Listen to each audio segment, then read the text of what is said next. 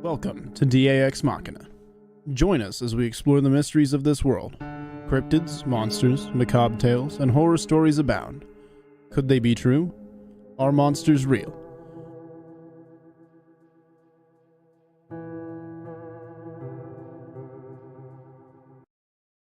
Good evening, folks, and thank you all for joining us. Another edition of DAX Machina. In the house tonight is Robbie Jed Rains, my nearly identical twin brother from another mother. For two guys that didn't grow up even in the same state, you'd think we go to the same stylist every day. And we've got very much so. Man, we got an awesome guest in the house tonight. For those of you who are not familiar with his podcast, it is called, what is it, Highway of the Haunted? Highway of the Hidden. Highway of the Hidden. I'm sorry, I had Highway of the Haunted stuck in my head. Highway of the Hidden. It's on Spreaker. It's on Podbean. It's on Spotify. It's here on YouTube. The links are in the description of the show, and they should be popping up periodically during the show. And for the mods, if you give the guest command, those should pop up then. But he's not just a podcaster. He's an experiencer with a lot of information to share with us tonight. And if you guys have not checked out his channel, and he's just now starting to get onto YouTube. He's been more on the Spotify and stuff.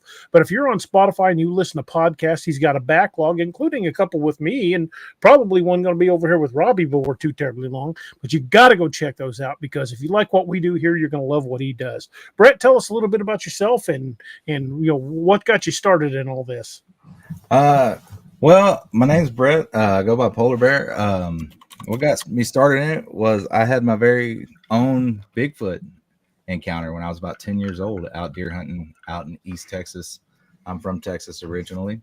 I live on the coast. And Northwoods is on the board. And yeah, so I was out deer hunting in East Texas one evening, and I had a Bigfoot encounter. I seen one, and it changed my life forever. And then, growing up, you'd always see him on different TV shows like Unsolved Mystery. I remember seeing the Florida skunk ape and stuff like that. And it always got me into it and brought me back. So, yeah. Sorry. No problem at all. So tell us about your first encounter. You kind of briefly hinted at it, but come on, man, we want some juicy details. All right. Okay, so we were setting up. It was the evening hunt. I don't remember the name because we were only on at least for the season, and I want to say it's about 4 or 5 hours away from where I'm at. I'm on the southeast side of Texas, past Houston, and it was me and my dad, and we had gotten to the stand. We didn't see nothing, that evening at all. And he's like, "Hey, why don't you go ahead and grab me a beer and let me enjoy one?" So I'm like, "All right, cool." And it's just where it's starting to get dark, and I'm like, okay. So I turn around, kind of like I'm doing now, and I go to grab it, and I see something. And behind us is these big old oak trees and pine trees hanging down, and I see something come down on the branch, right? The branch is slowly moving down, and I see it touch the ground briefly and just take off. Boom. And I see the tree shoot up, and it's like rocking back and forth. And my 10-year-old brain is trying to comprehend what was that, because I don't, it's hard. But yeah, and it makes me nervous telling the story. But yeah, so I seen it, and it took off, and I didn't know how to tell my dad, "Hey, I think I just seen a Bigfoot." I didn't know what I just seen. I was like, "Hey, I think I just seen something behind me." And he's like, "Oh, quit checking around. Come on, got deer to kill. I don't know what you're talking about." Oh, okay.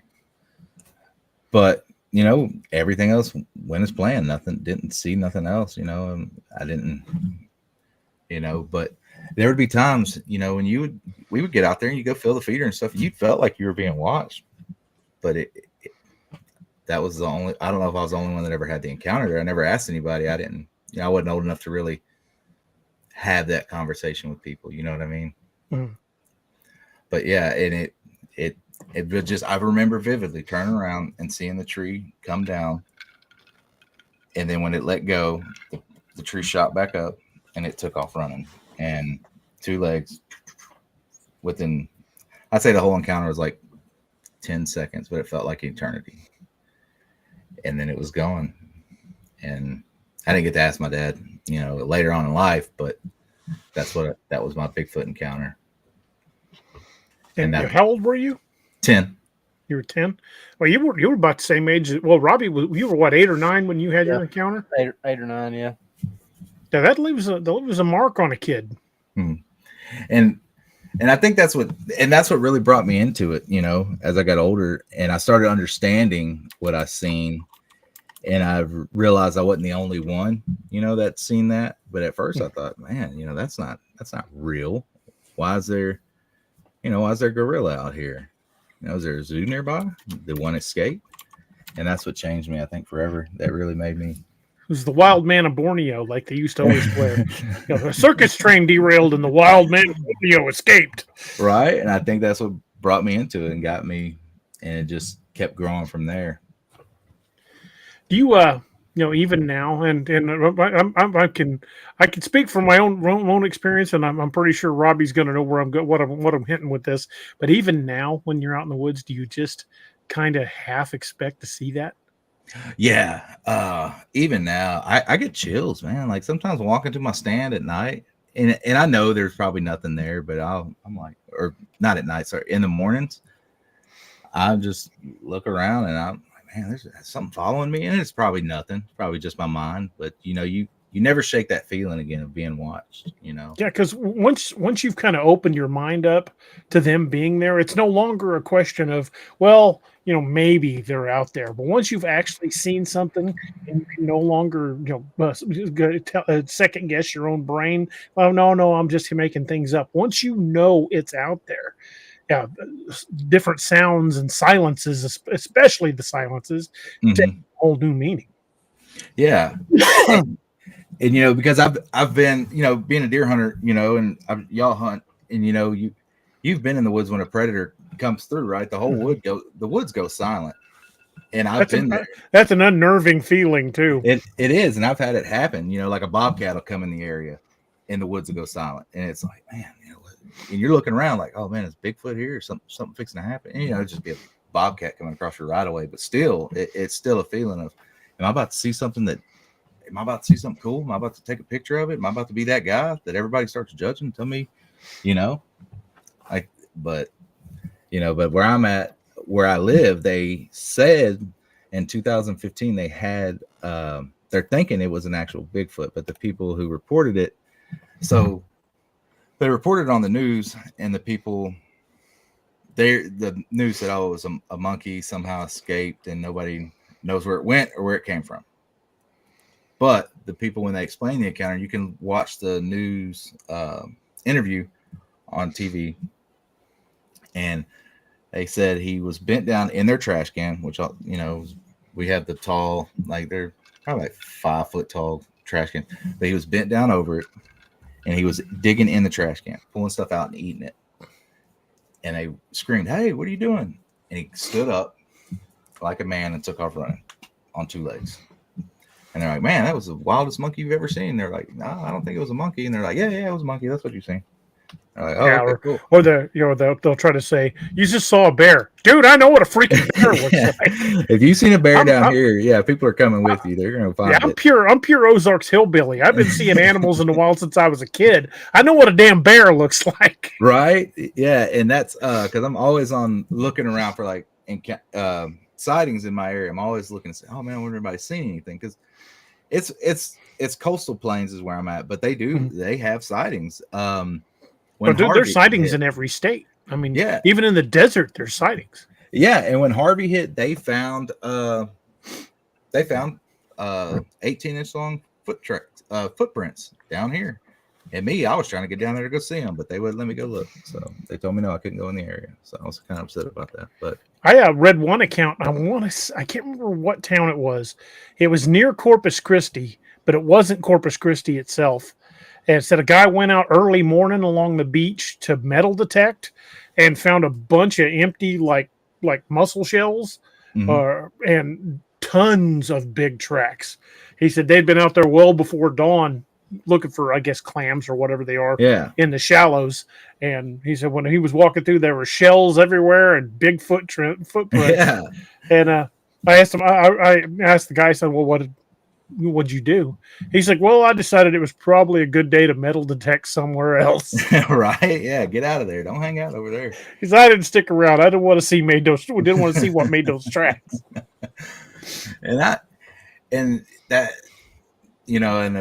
I get asked a lot, do you want to have another encounter? I don't think I do. No.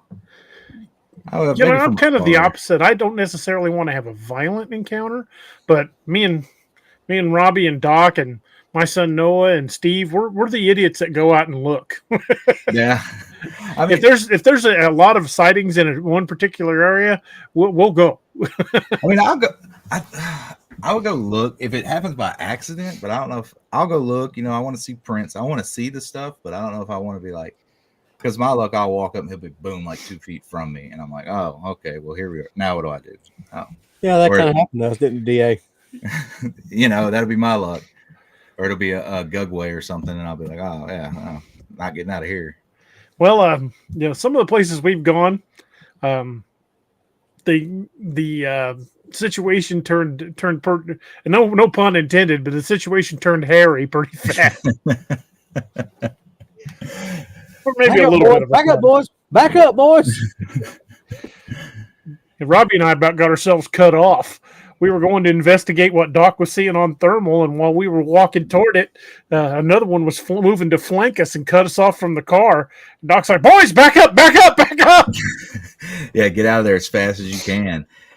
And, yeah, and that's the thing, a lot of people, so everyone thinks like Texas, they think of East Texas with the Bigfoot, where I had my encounter, like the big thicket, Big Sandy, all that over there. But no, I think they are, in this area, maybe like very scarce they come through here, but I think they do travel, the rivers, and they take off, and maybe that's look at southern Arizona. They've got the Yucca Man, the Mogollon Man. I mean, that's deep desert with nothing but barren mountains and scrub pines, and they still have tons of sightings down there. Yeah, so I mean, I don't know where they're living down here, but they possibly could be just passing through, because there are a lot of people down here. So maybe they enjoy the beach. I don't know. Maybe that's their vacation. I don't take a break from they're retired. They moved to a warmer climate because they're retired. They swerved Florida because all the stuff going on down there. So they're like, we'll go take the Texas coast. We'll try that one out for a little bit.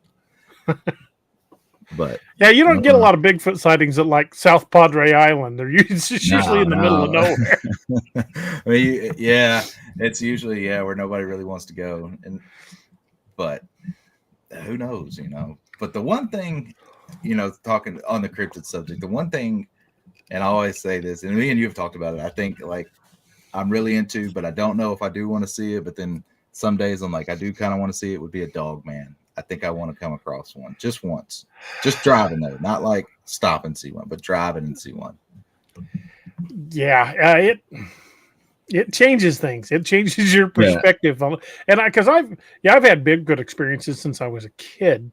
Didn't have a visual sighting until here fairly recently, actually. But we had a lot of weird things on our farm, and I would hear noises in the woods. I had a deer kill stolen. Told you that story. Mm-hmm. But it wasn't until I saw that one in LBL that I was just like, it was just one of those moments where it's just, you get those there's like 3 or 4 defining moments in your life that shape your personality.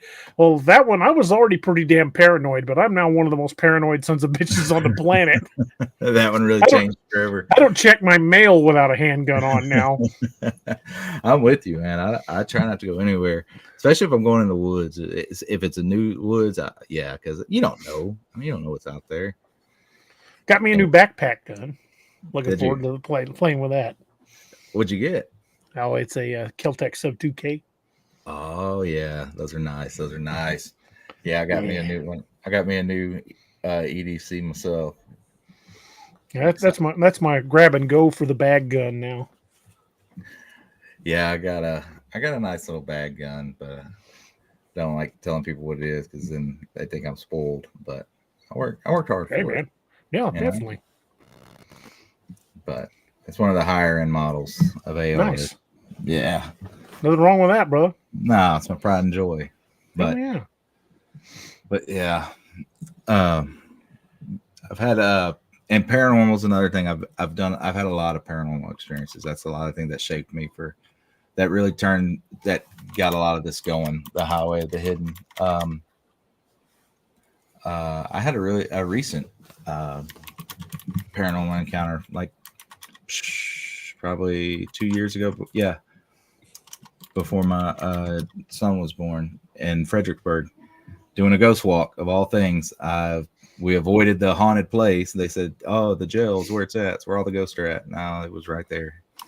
It's right there in the store. Turn the corner, and there it was. And but yeah. And then another thing about me, I'm a conspiracy theorist, hardcore. You know, I used to use the term conspiracy theorist, but now I'm more just a theorist. And, Yeah. Not just right. I've been right so far. Right.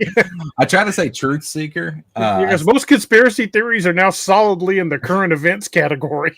With my last guest, I was like, "Where you fellow truth seeker?" And he's, "Oh, I like that. And I was like, "Yeah, that's what I try to say. I try to say truth seeker, not conspiracy, because conspiracy was 3 or 4 years ago, and now everything's coming back. So people that called me crazy owe me an apology now. So There you go. That's how I look at it. I like that. Greg House says truth there. Long-term truth or long-term delayed reality. Right. And that all started back in 2012 when I got into that. When I first got out of the Army, buddy of mine, we were sitting back, and I don't know what. Somehow we started talking about aliens, and he was like, "Yeah, aliens, something," and he started connecting dots, like aliens or what did he say? He explained them some kind of way, but they connected to demons, that connected to this, that connected to this, that ended up connecting to like Masons, that connected to another group, and then he brought the Illuminati into it, and I was like, "Well, what is that?" And then he started bringing all this into it, and then I was like, "Oh, okay." And then there I went down that rabbit hole, and I've heard a lot of people, a lot of old timers that say that they thought a lot of the UFOs that people used to see, especially like really far back, they thought that it was actually demons. Mhm. So I mean, I'm not saying yes or no one way or the other. I'm just saying it's definitely a plausible scenario. Right. And I've never looked that far into it because aliens are something I kind of avoid that topic altogether. So I'm not really into them, and I don't like kind of avoid the UFO crowd. I just let them have their space, and I have mine. One of these days, we need to get a group of us together for like a panel and start talking about some of these old conspiracy theories, because doing research for my books, I kind of accidentally cracked through a rock layer and found something even older. It dates back pre-Mason.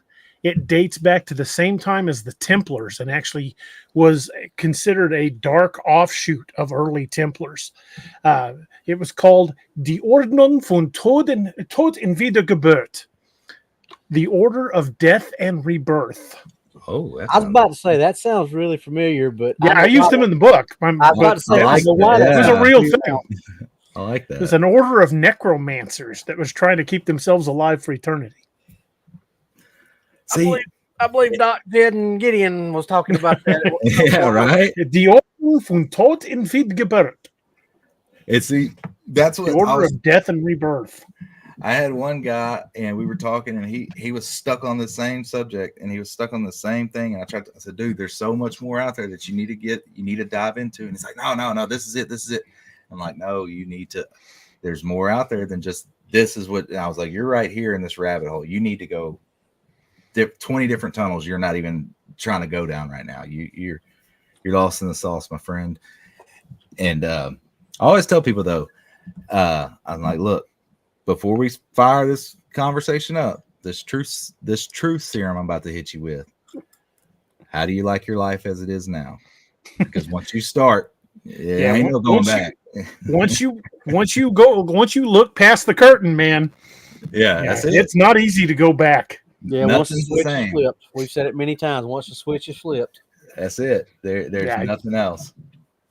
And I had one guy, he told me the same, man, I can't stand you. What'd I do? He said, I should have listened to you. I should have never got into this. Now I can't even listen to music the same anymore. And I'm like, yeah, I told you, but nobody listens.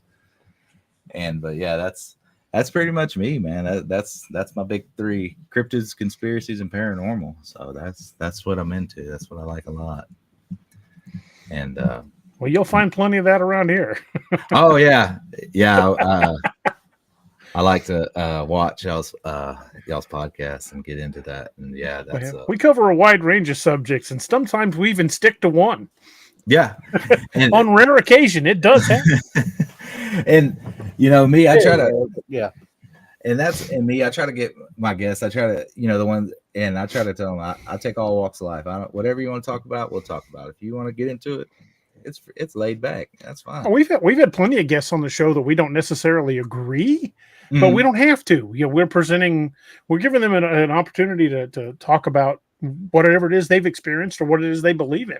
And just because I don't necessarily agree doesn't mean they're wrong. It just means my experiences have been in another direction. Exactly. And that's how I do it, especially starting out. It's I had a guy tell me, he's like, it's your show, you do it how you want to do it. And if they don't like it, don't air it. And I'm like, yeah, that's true. But yeah, anybody wants to come on, they come on. I don't discriminate. I don't care. If you had an encounter and it's important to you, whether you could have an encounter with a 20-foot roach, I'm not going to tell you you're lying, Yeah, I wasn't there. I wasn't there. Who am I to know? I don't know what you saw, But I tell you what, we're going to press play. We're going to press record, and we're going to post it. And I've had people come. They've reached out to me. I had a guy reach out to me, and he was like, "Man, I really do want to come on, but I want to wear a mask." I said, "If that makes you comfortable, wear a mask, brother. I'm not going to tell you can't wear that." Because he felt like he was controlled by certain people, and I'm like, "That's your deal," But same when we're talking about cryptid encounters, I've taken so many encounters that were people who were in positions like law enforcement and judges and lawyers and doctors. They're like, I'm going to tell you the story, but you do not put my name on it. Mm-hmm. They've got a lot to lose by people thinking, this guy's crazy. When in fact, these are just very rational people that had something very irrational happen to them. Exactly. And that's me, and if somebody's not comfortable coming on camera, I'll go on camera. I don't care if people think I'm a fool. I mean, that don't bother me. I'll go on camera and read their story for them. If anybody out there wants to, if they had an encounter and want to come on, shoot me an email or DM me. My emails don't work all the time, so sometimes you just got to DM me. But yeah. But that's pretty much how I just try to be laid back and let everybody just tell their story. And because and I'm sure you've heard it too, listening to podcasts. Some people, some interviewers, man, they're hard at it. Hey, what did you do? No, there's no way that happened. And I've heard it, and it's so hard to listen to people that are like that. And yeah, you're not going to find us doing that. We might disagree with somebody, but we're not going to call them a liar or just dismiss it. It's just outside of our wheelhouse. Robbie and I have said many times, when you investigate anything, and this goes back that Robbie and I are both, well, he's still current law enforcement, I'm retired, but it goes back to the same adage. You've got to go from point A to point B to point C. You just can't go A to Z and skip every step in between. You've got to eliminate everything along the way. I've used the analogy, it'd be like us going to a crime scene, getting a report of a well-being check. We go to check on this guy's well-being. The house is locked from the inside, and you can look in the window and see the guy's been killed with a gunshot, but there's no gun. You can't see a gun, and the house is locked from the inside. You can't just go, that must have been a portal. You'd be peeing in a cup and seeing the Department of Psychic Evaluation. right. You've got to investigate every possibility, and just because you can't explain it doesn't mean it's immediately something beyond human comprehension. And I'm not saying portals don't exist, and I'm not saying that something like this couldn't cloak. I'm just saying there's a lot of other possible explanations along the way that are probably far more along the lines of something that could really happen. Right. and that's yeah, exactly. And that's what you got to do. You just and I I try to ask questions, and sometimes sometimes I just don't even know what to ask them. I'm just I'm shocked by their story, because sometimes it is pretty. It's pretty amazing, or it's downright terrifying. Some people have had some pretty terrifying encounters, whether it be cryptid or paranormal, or run-ins with whoever. It's pretty horrifying to hear either way. There was a story that Cam Buckner did on Dixie Cryptid, and it's one of those stories that's really kind of haunted and stuck with me. It was about a family that lived up in Alaska, and they went to live off the grid. It was a man, his wife, and his daughter, and they wanted to live off the grid, and they were doing fine for a few years. They even made friends with the local native community. They were teaching them how to preserve meat, how to salt their meat, and how to smoke the salmon to preserve it, because they wanted to live completely off the grid. And the husband of the family started complaining that he thought bears were coming in and stealing food at night. And in fact, they took pretty much all of his smoked salmon that they were putting up for the winter. And so he bought a bunch of ammo and said, "I'm gonna put an end to this." And the natives were like, "I'm not sure that you're really going to want to do this. I don't think it's bears." And he said, "No, I don't believe that. It's got to be bears." So apparently, when they came back for some of the other stuff he was trying to preserve, he opened fire on them. Allegedly, it was a group of Bigfoot. Oh wow! And when they hadn't seen or heard from the guy in a few days, they went to check on him, and the cabin was basically busted up, and they found the guy alive, but he was badly beaten, and both of his legs were broken, and the wife and the daughter were gone. And all he would just keep muttering over and over was, "They took him." And they apparently law enforcement got involved, and they pronounced it as a bear attack, but the natives were like, this was no bear. He shot at the hairy man, and this is what happens. And that one just stuck with me, that it took that guy's family and left him. They didn't even leave him to die, just hurt him and left him. Yeah. And apparently the dude was absolutely shattered and in a mental hospital after that. But dude, that one sticks with me, because what would you do? I mean, in that situation, like what can you do? Literally, what can you do? I mean, you go and they warned you, hey, don't go messing down there, and you did anyway, and you fired at them, and then but you don't bring a gun big enough to do it, and then you do it anyway, but you don't know, your pride gets in the way as a man. You're thinking, I'm gonna protect my family, and then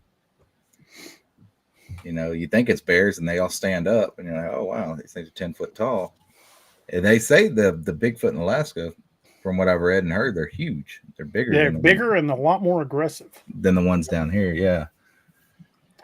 But that same works the same as it does down here with bears. I mean, you look at the bear, like black bears in the lower 48, and they're a really good sized black bear might be 500 or 600 pounds, and that's a big blackie. But they're omnivorous. They'll eat carrion. They'll eat live animals if they can catch them. They've even been known to attack people, but it's rare. They'll eat roots and berries and stuff. They eat a little bit of everything. They're not nearly as aggressive. Get a little farther north where the climate's a little colder, you start running into grizzly bears. Grizzly bears are aggressive. They will eat people, kill people. But they'll also eat roots and berries and stuff. But their primary food source is not people. You get farther north and run into polar bear territory, and those are meat eaters, exclusively meat eaters. They don't eat roots and berries. They eat seals, they eat caribou, they eat fish, and they eat people. It is confirmed that people is on the menu. They got that video of that guy. I guess he was doing an expedition or something up there, and he's filming that polar bear underneath his stairs, and sticking his nose through the stairs. And people are like, "Oh, you should pet it." Yeah, that'd be the worst thing you could do. Yeah, draw back a bloody stump. Yeah, you don't have anything left. It's rough up there, especially in Alaska. It's rough, and I think a lot of the encounters that people have down here, they're more peaceful. Some of them. I mean, not all of them. There are violent encounters, and Robbie and I can tell you firsthand, we've had a few. But by and large, down here in the lower 48, the encounters tend to be less aggressive. But up in Alaska, man, the 90% of the stories you hear are aggressive. Mm-hmm. Yeah, I was reading some of the dogman encounters from up there, and they were pretty intense. And some of the Bigfoot encounters, and yeah, a lot of those people, I don't. It's like, and like you said, they were almost killed. They lucky to even make it out alive, and it just. And some of them, the people didn't even provoke it. They just happened to be wrong place, wrong time. It was just Sometimes that's all it takes. Yeah, and the animal wasn't having a good day that day, and that could be with any animal, really. I mean, you could. Oh yeah, piss off. I had a face-to-face encounter with a grizzly bear on a trail up in the Rockies. I rounded a corner in the trail, and it was like I play this game with my dog where I reach out and go boop and pop him on the nose. Could have done that to that bear. Probably wouldn't have ended well for me, but I probably could have done it. But it was one of those moments where it was middle of the summer, so it wasn't like he just woke up from hibernation or was about to go back in. It didn't have cubs with it, thank God, and clearly it wasn't hungry.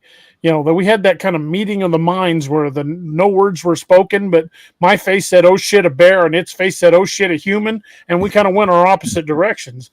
But had that been right before hibernation time, or if it had been a female with cubs, I'd have just been dead. I mean, there was nothing I could have done. I had nothing on me big enough to stop a grizzly. Right. And luckily we don't have those down. We don't have that problem down here. We have hogs, but hog will kill you. Yeah, hog will still kill you too.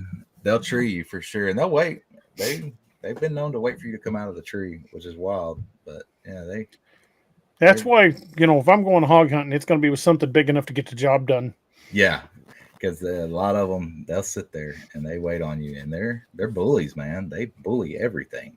They'll bully you, and they'll eat anything too. I mean, they are truly just absolutely death on the environment they're released in. They'll tear up crops, they tear up trees, they'll tear up orchards, they'll destroy your garden.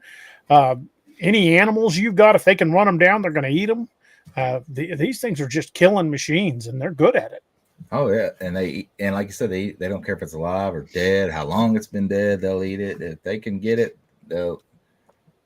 I mean, we've shot them off dead cows before. I mean, but they're mean and they're big, and those tusks will tear you up. I got a scar on my leg from when I used to run hog dogs, and one of them stabbed me. Yeah, and well, you were lucky, because if they can take out your hamstring, you're done. Yeah, it was on my shin. It was on the front part, but yeah. Still hurt. Oh yeah, it hurt pretty good. I wasn't paying attention when he hit me. Threw his head back and hit me like that. I wasn't paying attention, but yeah, I don't do that anymore. Now I sit in the stand. Getting a lot of comments on my hat tonight, so I probably should all say something about it. My oldest son Nathan and his wife Taylor, they went on an Alaskan cruise, and they just got back a few days ago. And while they were in Ketchikan, Alaska, they met a local native lady who made these hats. These are hand painted, one of a kind. They're no two alike, and they picked this up for me in Ketchikan, Alaska, and it's hand painted with a little Bigfoot on it. And it's a really cool hat. I love it, but I am not going to wear it outside because it's hand painted, and I'm afraid I'll get to sweating or the rain will hit it or something and it'll ruin it. But I was wearing it tonight to show off my hat. I was going to say something about it at some point, but I noticed a lot of people were commenting that I wasn't wearing a cowboy hat tonight. But I really love this hat. It's so freaking cool, and it's absolutely one of a kind. And I cannot remember the lady's name, but it's that's cool. AK Art Factory. Alaska Art Factory, and I believe it was in Ketchikan, Alaska.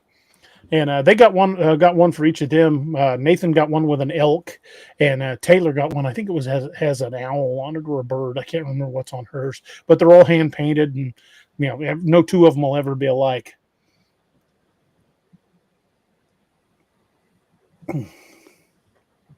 Seeing if I missed any questions. Yeah. Oh, okay. Tammy Johnson has one for you, buddy. She says, "Have you heard of any encounters there in San Antonio?" Yes. I heard. I don't know how long ago it was, but I did hear. There's actually several.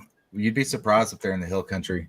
I'm pointing like it's behind me, but There's actually several there. I talk with my hands a lot. There's actually several in the hill country, which there was a guy. I know there was a big stink with the guy that was faking a lot of them up there. He was traveling with the body and stuff, and he came out with the show. But no, there was actually real encounters. Bob Gimlin. Bob Gimlin. Yeah, the guy on YouTube that does the cartoons. He actually did an encounter right near San Antonio, and it's actually very terrifying. The family had. He's got a good channel. I like that. Yeah. Channel. How does he get away with using that name though? Because it's spelled different. It's not Gimlin, it's Gymlin. Yeah, that's the only way he gets away with it. Is just because he spelled it different. Because I doubt seriously that's his real name, but it's it catches the attention when people say, you want to hear about somebody that knows a lot about Bigfoot, talk to Bob Gimlin, and then you look at his channel. Yeah, that's a pretty smart marketing tool, but he changed the spelling. He does. And yeah, the family actually had to move because how much they were getting harassed by this one Bigfoot. I want to say it was killing their dogs. Paris, Texas is where I think that's Deep West Texas, I want to say. I couldn't tell you. I'm not really sure about West Paris. I don't even know where it's at. I'm from way southeast. Story that scared me the most, like what kind of story? Like cryptid, paranormal, or what? What story? It was one that absolutely straightened your hair and made you check your bed under your bed before you went to sleep. Oh, something absolutely terrifying. It doesn't have to be cryptid. Just whatever. What's the scariest thing you've dealt with, or encounter you've taken? An encounter that I've had. Well, it was actually my own paranormal encounter, and I wish my brother was here because he could tell the other part of it. Because we're gonna do it together, but so I'll tell my half. All right, so this one still, like to this day, is the most terrifying thing that's ever happened to me in my life. Right, so this was 2009, and we were at my grandma's apartment, and I was in the living room watching TV, and he had went outside. And so the backstory is one of my cousins had gotten some furniture from a lady that had passed away. And so my aunt came in and said, "Hey, you got to get rid of this furniture. Like something's wrong with it. You need to get rid of it. Get it out of the house." Well, my cousin was like, nah, whatever. And even me and my brother were like, nah, ain't nothing wrong with the furniture. And ever since then, this is why I won't take dead people's stuff. So I'm like, all right, well, I'm laying there and I'm watching TV, and out of the corner of my eye, I see something go by like this. And I look. I'm like, man, okay. And I go, and then it walks back again slowly this time, and it's a lady, and she.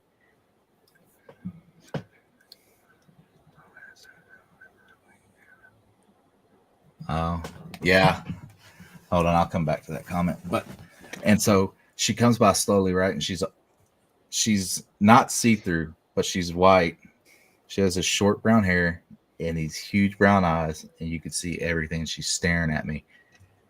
And I jet, boom, right? And I go out of the door, and my brother, he's sitting outside, and he's like, "What's going on?" And I tell him, well, he's laughing at me. So we go inside, and I'm making cereal.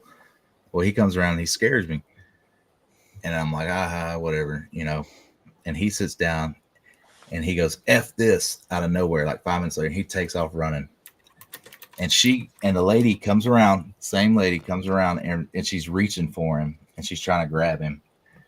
And that was the scariest thing. And that whole night, like we would try to go back in the apartment and something would bang on the door, the blinds would get shaken. Oh, dude, that right there. I still get goosebumps. Yeah. And I can still think about it. That was it. Yeah, that was the one. And that was my, yeah. Whew, so did it come back, or did you guys have to get rid of it? Or? We never went back to the apartment. I don't know. I didn't go see my grandma until she moved back to her house. I would just call her on the phone. So I don't know. Well, I don't know that I blame you there. Like, hey, would you look at the time? Yeah, I'm when it comes to ghosts, I love the stories, but I kind of tend to, I'm gonna hang out somewhere else in that point, But But yeah, the dogman. I've read a few encounters in Texas. There was one down here in my local county, but yeah, it doesn't surprise me that it got scrubbed away. They usually, once it gets too big, the alphabet boys, they take care of it. It's like most things. They'll tell you, you didn't see it, and if you keep saying you do, they'll freeze all your stuff. And hey, just out of curiosity, have you ever heard the Dogman recording that was made just down the road from Robbie's house? Mm-mm. You got your headphones on? I do. Turn your audio up just a hair. I'm going to play this video. And as Doc would say, if this don't light your fire, your wood's wet. A lot of people, when we play this clip, it will drive their dogs and cats nuts. So my dog will get up and leave the room if I've got the speakers playing. Just a fair bit of warning. This is creepy. All right. You ready? I'm ready. I got my headphones up. Here we go.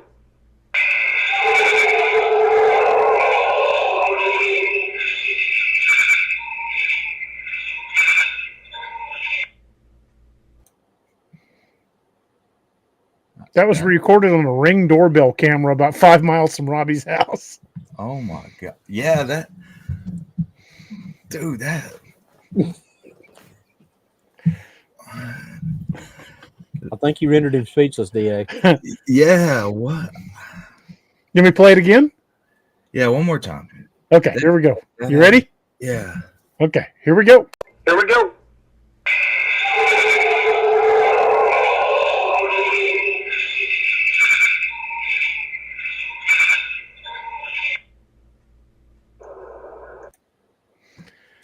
The size of the animal to make that noise. It's got to be enormous.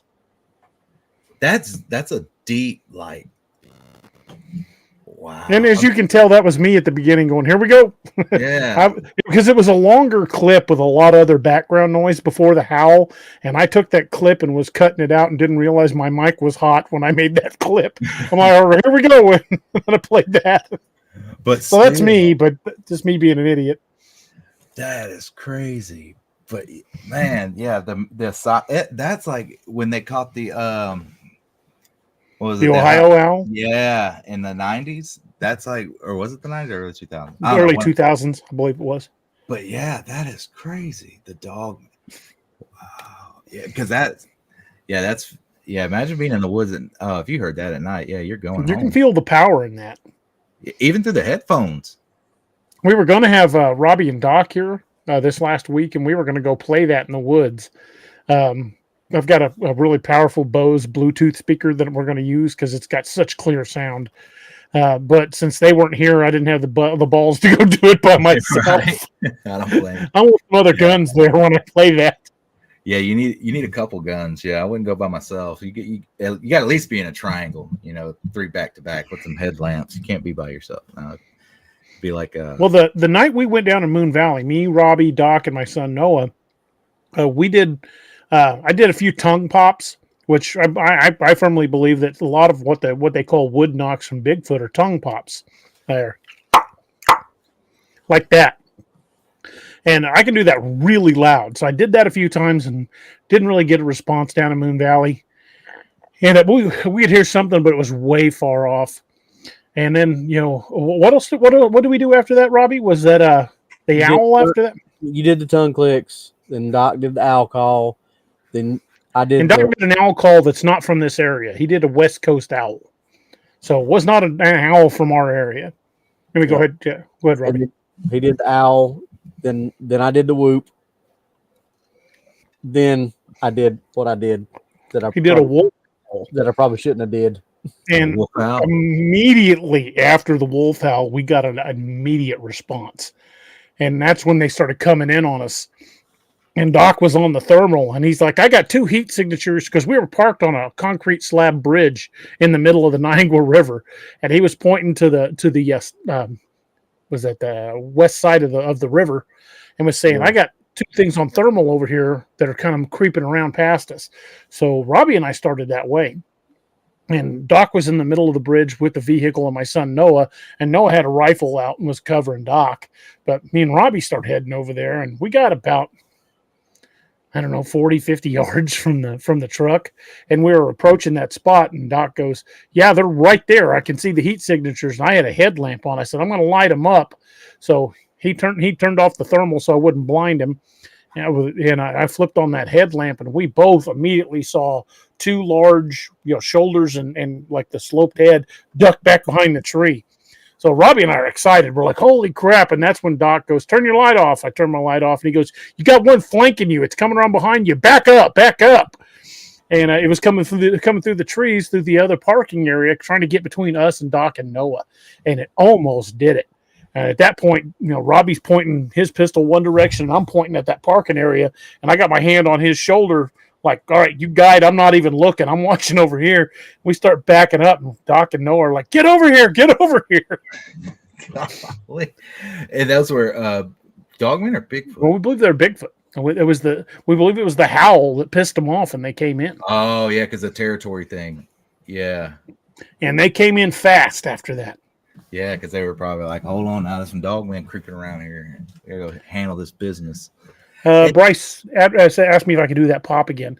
And okay, let me explain the pop, because I haven't really explained it to you. When I was a kid growing up on a farm, I would whistle and like mimic bird sounds, and I just was a farm kid, and I'd get bored and I would try to mimic these sounds, but I kept hearing this pop sound coming from the woods behind the house, because we had a big pasture where the horses were, then a big stand of trees at the back of the pasture.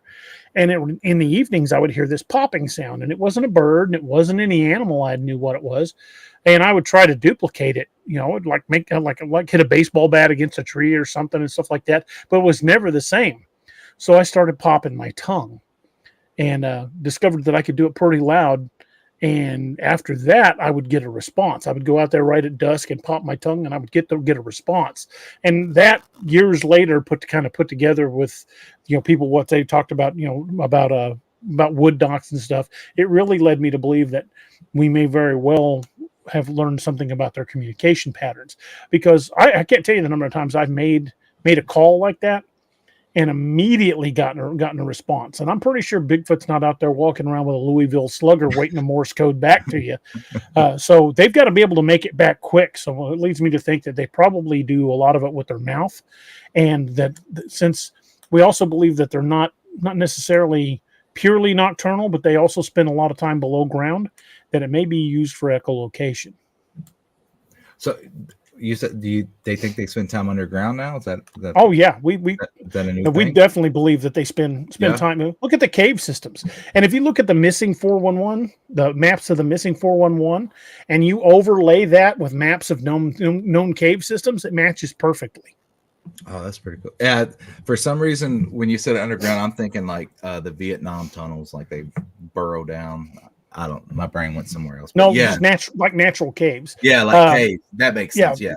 A U.S. Geological Survey went into Mammoth Cave, and going deep into a cave is no small undertaking. You can't like airlift in supplies. You've got to backpack in, establish a base camp, then supply the camp up with multiple trips, and then venture out from there and repeat the process, because you can't go 3 days underground and expect to just walk back up, grab more supplies, and go back, because you're going to burn all of those supplies getting right back to where you were. Right. So they've got to map these things out, and they've got to do them in stages, building base camps, having somebody supply the base camp to go farther, establish another camp. So it's not exactly a small undertaking to go that far underground. But the USGS, when they were exploring Mammoth Cave, got 3 days into Mammoth Cave and started finding backpacks and old tents. Oh, wow. Wow. Yeah, someone was asking me if I'd do that tongue pop again. I'm sorry I didn't do it. I got off on the explanation. So, again, this is nowhere near as loud as I can do it. You can ask Robbie. You get us out in the woods, and you'll hear echo all down the valley, but it's like that. I did that outside our cabin in the Smoky Mountains. My wife and I went up on vacation 2 years ago, and the next day found an 18-inch track outside the cabin. So one of them also slapped the side of the cabin and growled at my wife. So I am told by my wife that when she's with me, I am forbidden to do the tongue pop thing. I can't do it at all if she's with me. DA Larry Sharp gifted a membership, and Blackie won it. So, Oh, that's awesome. Thanks, Larry, and congratulations, Blackie. That is awesome. Thank you, guys. That's crazy that they found all those tents. Do you think you think the Bigfoot Sasquatch took them down there? Like I know they'll take. How many people go missing every year? Yeah, I know they take people. I want to cover the Ottoman story. The Albert Osman story. Yeah, from the Canada. abduction. Yeah, and he got away because he gave him some chewing tobacco. Coffee. Was it coffee? No, chewing tobacco and coffee. Yeah, but the chewing tobacco made it sick. Yeah, and he took off, and that's the one I'm gonna try to cover next. And I like that one a lot. Yeah, that is a good story. And that one's pretty cool. But yeah, that's crazy. I mean, I know they'll snatch you up, and I guess it just depends on, like you said, their mood and if they feel like taking you. I wonder what they do with you. I guess eat you. I don't know. I'm assuming. Thank you, Cajun.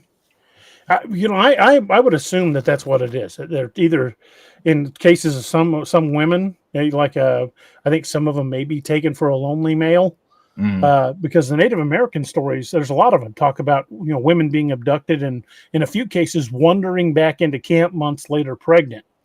But I think most of the people that are being taken are probably being taken for food. Right. I wonder how, what's their size range? Like maybe I'll be too big for them and they won't take me. Maybe I'll be safe. Well, they're pretty strong, so I don't think they're too terribly worried about how fat we are. Well, I was hoping I'd be good if I go to, No, they look at us and see all that good marbling. Like a Wagyu steak or something. That's right. I'm Wagyu people. That's why I've been going to the gym, so they won't want me to like, nah, he's too stringy. Yeah, he's too lean. We'll get I don't want any jerky. Yeah, we'll get the next guy. We'll get the guy with him or something. Yeah. So I didn't know Moon Valley was real. Like that's pretty cool. I thought it's a real place. Part of the book. That's cool, man. So how far are you from LBL? About 5 hours, 5.5 to 6 hours, depending on which route you go. So that's like the known dogman spot, like around the world, right? Like I know there's a lot of stories that come out of there. And I found out the other day that there's two types. There's type 3 and then the canine. And most people, the 98% of the sightings you're going to see are the canine type. And then you have the type 3, which look like Bigfoot. Like a werewolf. Yeah. And then the big difference, I'm a werewolf fanatic. So the big difference, werewolf man to wolf, but dogman just stay. Werewolf form year round. The one I saw looked like a dog on 2 legs. It didn't have broad shoulders like a human. It had the kind of odd sloping shoulders, like if a dog was standing up begging at you. It didn't look like an upright person. It looked like a dog on 2 legs. What do you think? So if you, in which I highly advise nobody do this, but there are people out there. So I'll go ahead and ask. But if you were going to hunt one, what would you suggest you use? And let me quantify that by saying Robbie and I and Doc and Steve and my son Noah, we have no intention of being the one to bring one in. I don't want to hunt one. I will kill one if I have to. It's one of those situations where I will shoot one if it's to save one of our lives or the life of someone we're with. So I don't really want to actively shoot one. But if I have to, I don't think it's really going to become a question of caliber. I think it's going to be a question of shot placement. Like, for example, I've got a 22 Magnum, and it is a great little gun, but I would not go elk hunting with a 22 Magnum. Right. It's just not enough gun for the job. And like that, if you're looking at a Bigfoot that can weigh 800 to 900 pounds, maybe even more, the muscle and bone density is going to be so thick that small caliber is probably just going to piss it off. But all you got is small caliber. You don't want to try a center mass shot or a skull shot, because I've seen small caliber rounds bounce off a deer skull. If you have to shoot one, and I mean have to, you're going to want to aim for the neck. The carotid arteries in the neck are going to be heavy bleeders. Underneath, like inside of your arm, right in here, is called the brachial nerve, and the brachial nerve couples the brachial artery, and the brachial artery, another big bleeder. Your pelvic girdle, like around your hips and around your crotch, A lot of bleeding potential there. That you will bleed out quickly. And the inside of the thighs is the femoral artery. That artery, if you hit it, they are gonna bleed out. I don't care how big they are. I don't care how strong they are. Those are major arteries and will cause a severe bleed. If you've got to shoot one, like your life depends on it, aim for big arteries. Don't aim for big muscles. Right. Okay. So if you're in a life or death situation, that's where. If it's close and you've got to pick your targets, aim for the throat. Yeah. Shoot it as many times in the throat as you possibly can. Because you're not going to outrun it. You know, right. Clearly not going to outrun it. I mean, these things can take, what is it? Every 2 steps or what is it? Every 1 step to our 4 steps or something. I forget what it is. Their gate to our gate. I've watched the video on the History Channel years ago, and I forget what it is, but it's like crazy how fast they could walk. They could walk us down. Yeah, and again, I don't advocate it. I wouldn't want to shoot one. Yes, we always go armed, but it's not because we want to bring one in. I don't want to be the guy that brings one in. I have no plans for bringing one in, and I would only shoot one under absolute last resort kind of circumstances. But the whole caliber versus 12 gauge or whatever, whatever the whole gun argument debate. I think it just all simply boils down to where you hit it. Right. And I don't advocate anybody trying to hunt one because I don't think it's going to end well for you. A lot of the missing 411s, a lot of the missing were hunters. Hunters who were familiar with the area they'd hunted, were armed, and had hunted that area for many years in a lot of cases. And yet some of those guys still went missing. And I've talked to a lot of deer hunters over the years, and a number of one which had a Bigfoot in their scope and said they didn't take the shot because they weren't sure what it was. They thought it might possibly be a person, and they didn't want to take the shot because of that. And I think the difference between the missing 411 hunters and those guys is I think the missing 411 hunters probably took the shot. Mm-hmm. And if you do take the shot, you don't care, right? Like you just have no qualm about it. You just right, and you just say, I'm going to kill one. This is what I'm going to. The amount of storm you're going to cause up for yourself. I think by the time you even got it, if you're strong enough to get it back to your vehicle, right? The people the black Suburbans that are going to be behind your vehicle and where you're going to go, you're going to be part of the missing 401 anyway, because they're going to be, hey, what's your deal, man? They're gonna put you places, right? And I don't think they're gonna allow you to bring one in. No. And even if you did manage to bring one down, I sincerely doubt it was alone. No, yeah, and as soon as you get one, you probably just pissed his buddies off. And they from what I've gathered, they're packs. They're packs. They're traveling in family groups. Yeah, they're families, and that's goes for them and dogmen too. And the only thing I haven't really covered or really looked into around here is the good old Chupacabra. But that one, man, it could go both ways. It's funny, and sometimes it's serious. I guess it goes around eating goats. Well, there are cases in Puerto Rico of it attacking people. Yeah, that's what they say. But the only thing I never got was a size on it. Some say it's like size of a lab, and then the others say it's like I don't know, like 5 foot tall. I don't know, they're not very big. But and if you look at the descriptions of Chupacabra from Puerto Rico and the ones from like Mexico and Texas, I don't think it's the same thing. It might not be. The one they describe in Puerto Rico seems very reptilian, even with so far as describing spikes on it down its back. Yeah, and the ones in Texas are more described like a canine of some sort. Yeah, so it may be something different, maybe a different species, just same name, which happens a lot. And they may just refer to it as that because they don't have another word for it. The one that really interests me lately, it's kind of out of left field, but is what they call them, duendes, like leprechaun type things, fairies and stuff like that. Yeah, duendes. That's something that's really kind of piqued my interest lately. I've been hearing. I think it's interesting, but I have never taken a firsthand account. I've heard stories about them, but I really don't know a whole lot about them. And I've never talked to anybody that's actually had a sighting. Yeah, I don't know anybody that has. I haven't heard any legends really, or any legends, any stories, other than what you see on like TikTok. Maybe. Do you believe the government's killed big men? Yeah, I believe they have. I believe the government's known about them for a long time. I believe that's why the National Force was created to give them their own space, but they're not. People. The government's got to make money regardless, so they're going to keep it wide open, even if it is to feed the big men, the Bigfoot and dogman. They're gonna Dogfoot and big man. Yeah, they're gonna.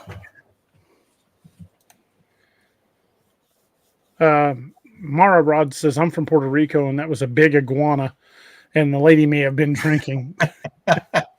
Hey, you know what? That happens. Iguanas do get pretty damn big. They do.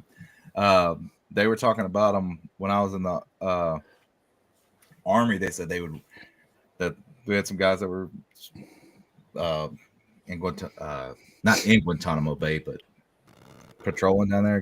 Where's Guantanamo Bay at? Cuba, right? Cuba. Yeah. Yeah. And they said the iguanas would come down there 4 or 5 foot long. They'd walk down the pier and be like, and they would eat them and stuff. I'm like, oh, no. No, they in Florida they call them chicken of the tree. Yeah, they love people them. do eat them. They'll walk around with a helmet on because they'll fall out when it gets cold and hit you on top of the head. But yeah, that's Nightly 45 asked if anybody had investigated that location where that howl was recorded. Robbie, you want to take that one because that's, like I said, it's right down the road from you. Well, Johnny and I did go out to my dad's place, which was near as we could figure is about 2.5, 3 miles from where that happened. And we stayed out. My dad lives out in the middle of nowhere. My real dad, not my stepdad, lives up here behind me. But my real dad lives out in the middle of nowhere.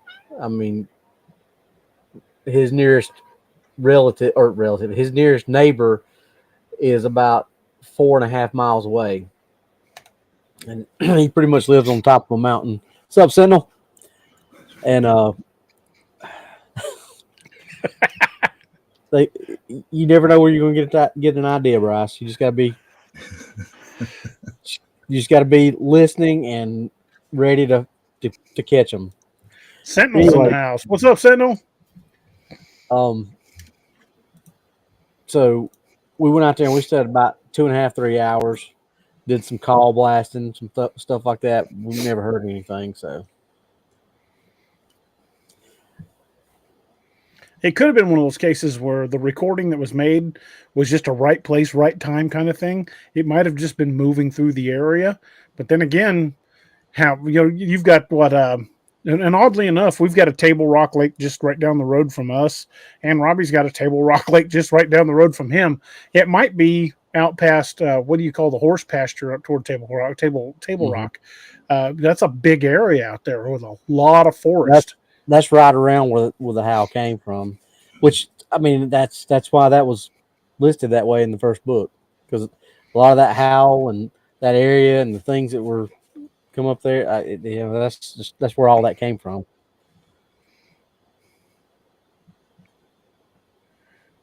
Cajun's asking if we'll play the howl again.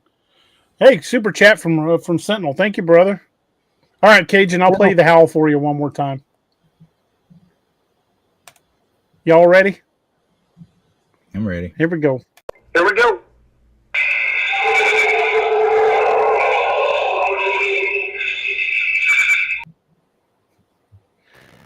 That still gives me the heebie-jeebies every time I hear it. Dude.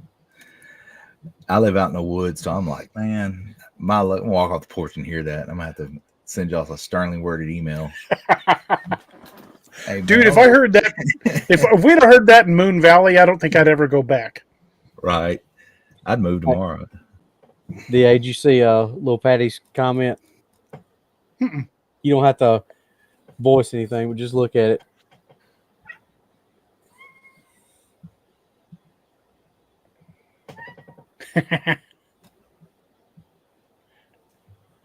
You never know. You never know what might happen.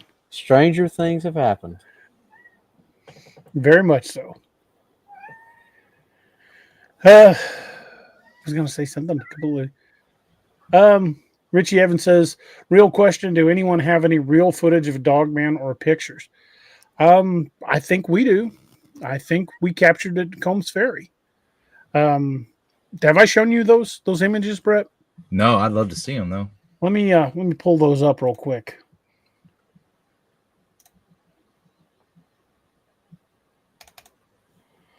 Okay, about 6 years ago now, when I was still working overnights with security in the hospital, Steve and I was back when I was writing Lakeview, man. Oh wow. I was looking to do some promo work for it, and Steve and I decided to go out to the old Joe Bald campground, which is on Table Rock Lake. It's been abandoned since like 1999 or 2000. It's completely overgrown, and I set part of the book there. I'd been hearing stories from some of the guys I knew who worked for the sheriff's department down there about how creepy that place was, and I wanted to go down and just kind of film something there to promo the book, and nothing big. We weren't even really looking for anything. So we recorded this little video. It's about 1.5 minutes, 2 minutes long. And we uploaded it to the channel and thought no more of it. But about a year later, we were playing it on a show. And one of the guys in the audience said, hey, something moved behind you on the camera. And I'm like, nah, I've watched this video 1,000 times. There ain't nothing back there. And he goes, no, I'm telling you, something moved. So I sent the original video to a couple guys I know who do video editing. And sure enough, at one point in the video, something is moving behind a tree. So after we found it, we went back out there, found the exact tree, and measured the spot. And it's about 9.5 feet off the ground, whatever it was. And even though it was, we weren't shooting. We didn't have a high capacity camera, high quality camera, just on a cell phone. We weren't looking for cryptids. We were just shooting a book promo. And if you watch the video, that's what I'm talking about. But we caught something. And it's, you can decide for yourself what you think it is. The video is still available here on the channel. It's called the breakdown is actually called the Joe Bald breakdown video. It's a little longer because we kind of analyzed it a little bit. But well, I will show you some of the stills, and I'll let you kind of decide. This is a direct still from this video. Okay. Not been altered in any way. It was just screen captured. Okay. Now the circle is there to show you where it is. And if you look at the image, you can already see something peeking out. Right. And I can assure you, when we went back there to that exact tree, it ain't there. But there's without the circle. Again, you should be able to see it. Once you know it's there, you see it. But then they started really breaking down the image, and this is what we got. You can actually see its hand, and where the hand is at is over 6 feet off the ground. Oh yeah, right. Wow. You can see its hand, and the head. The shape of the head looks very dog-like. Yeah, you can even see it looks like an eye. Yeah. You see if the others are loaded. There's another shot of the same tree. There's no, you can see that whatever it is, it's moved. It's not in the same spot. And there it's a point where it was starting to duck back behind the tree. That's a black and white of the same image. Oops, that's not what I wanted to show. But while you're Leslie asked a question about the missing hiker at Table Rock. They'll never find her because that big fire caught up while they were looking for her. So more than likely, if she was up there, whatever was left got burned up. Probably. That is crazy. That burnt like 10,000 acres. Or no, it burnt like 12,000 acres because it was 2,000 acres more than the California wildfire. So there's probably not going to be anything left to find of her. And they had found bits and pieces of things scattered around, personal belongings before that. A couple of deputies almost got hurt up there because the fire caught up so quick while they were up there looking for her. So that's why you haven't heard anything else, because she's probably gone. I'm going to bring up the video. You won't be able to hear any of the audio. But this is part of the breakdown video we did on that, the full video. And it was done by my buddy Josh. And I will share this again. You're not gonna, it's too big for me to upload it so you could hear the audio, but it's still posted on my YouTube channel. It's called the possible dogman evidence Joe Bald breakdown. So if you want to go watch the video with the audio, you at another point you can. But until I can figure out a way to do it a little better, I can't share the audio. So let me play this and let you kind of watch for yourself, although you won't be able to hear the audio.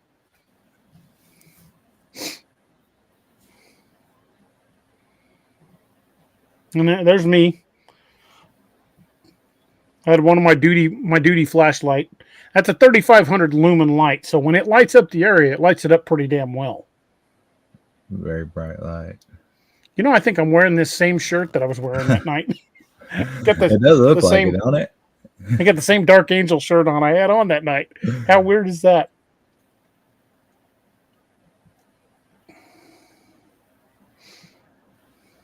Now, when I start shining the camera, you can see, let me pause it. You can see there's that still that we took. And there's that spot where you can see it leaning out. If you watch this spot, you will see it move. Let me back that up just so you can, as it pans over that, watch it move. When my flashlight hits it, you can see it move. Almost like it came in, and now it ain't there. Yeah.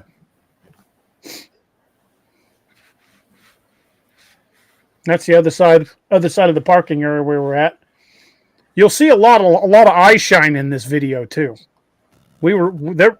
We sent this video to Nick Valente with the North American Dogman Project, and he told us that there were probably at least 5 or 6 in the woods around us that we never saw. Golly. And we saw plenty of eye shine in that same spot. Yes, we did. Last time that Doc was up there with us. And you can see eye shine behind me right there. Yeah. And this time, how long had it been abandoned? Probably 20 years at least.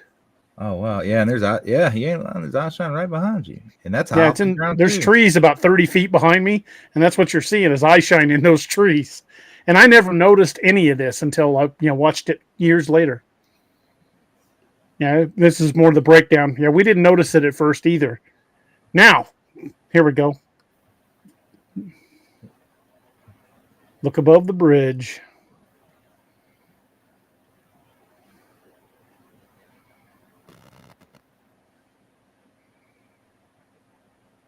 See it come out? Yeah, it comes out and then moves back. And then it starts moving back. Yeah, and if you didn't know it was there, we did not know it was there. Freaked us out, man. There you see it leaning out. And as the flashlight sweeps directly toward it, it ducks out of the way. Because, like I said, that's a bright-ass light. See it move behind the tree? Yeah, it moves quick. Yeah, man, that's crazy. And that's 9.5 feet off the ground thereabouts. And these are more of those stills that I was showing. These are actually a little better quality than the ones I had. There's that where you can see its hand.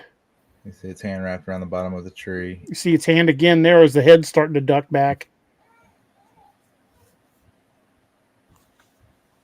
We even showed this video to MK Davis, and MK was like, "There's something there. I can't tell you what it is." He said, "But clearly something is moving. It's not an artifact." Right. Yeah. It's moving. It's not just. Yeah, it was shot on an old iPhone 6. So old generation, video cameras, but we weren't, like I said, we weren't out there with high-tech equipment looking to catch something on camera. We just accidentally did.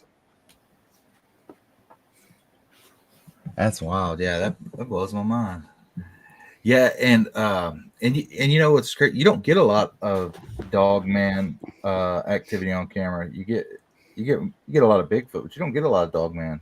And I don't know if it's because, like you said, it's usually like quick panning and people just don't notice it.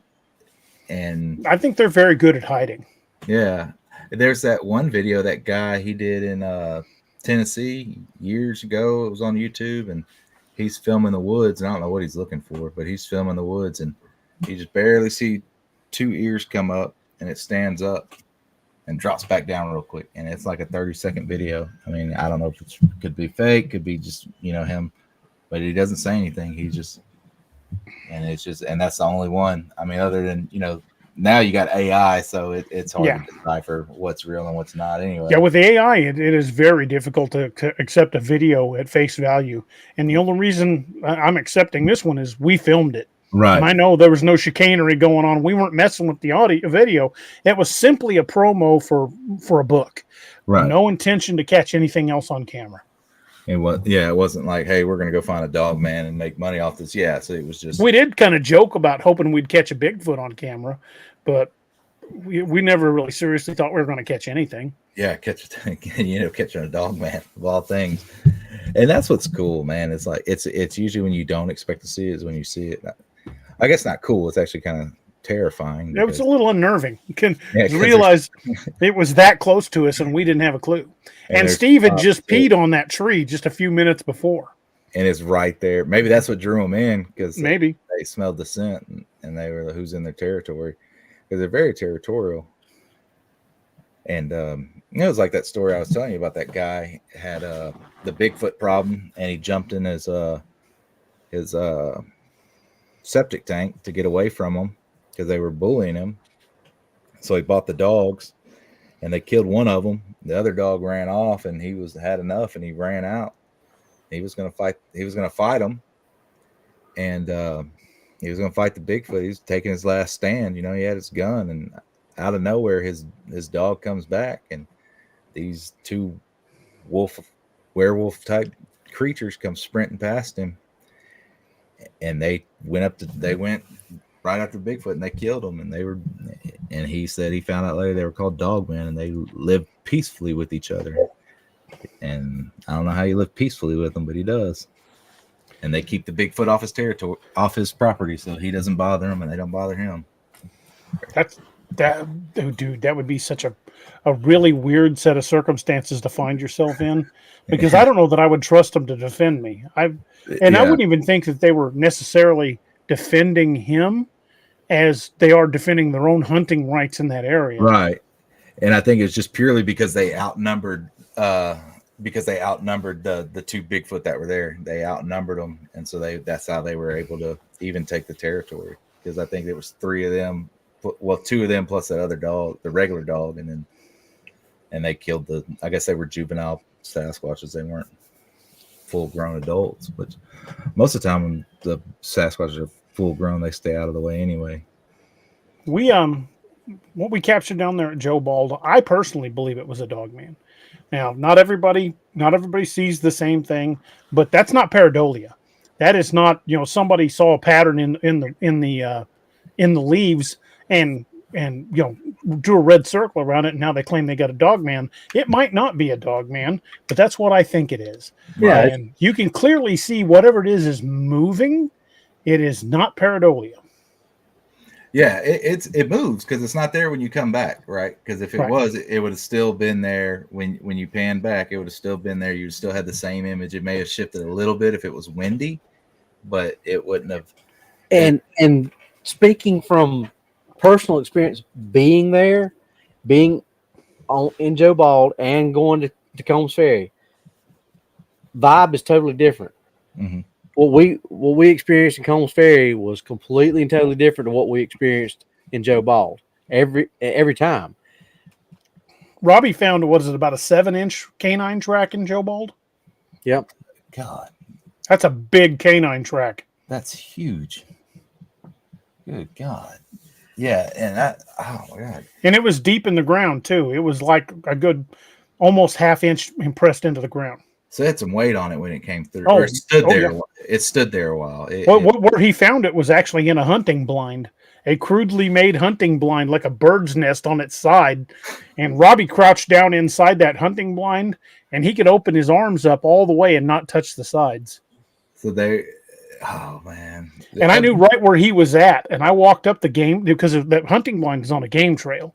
And Robbie crouched down, and he was wearing kid camouflage pants on and a black hoodie, but it's not like he was like, wearing a ghillie suit or anything. Right. He also had like a regular ball cap on, and he crouched down inside that blind, and I turned and headed up the game trail, and just to see how far away I would have to be. And this is in the winter time when there weren't a lot of leaves on the trees.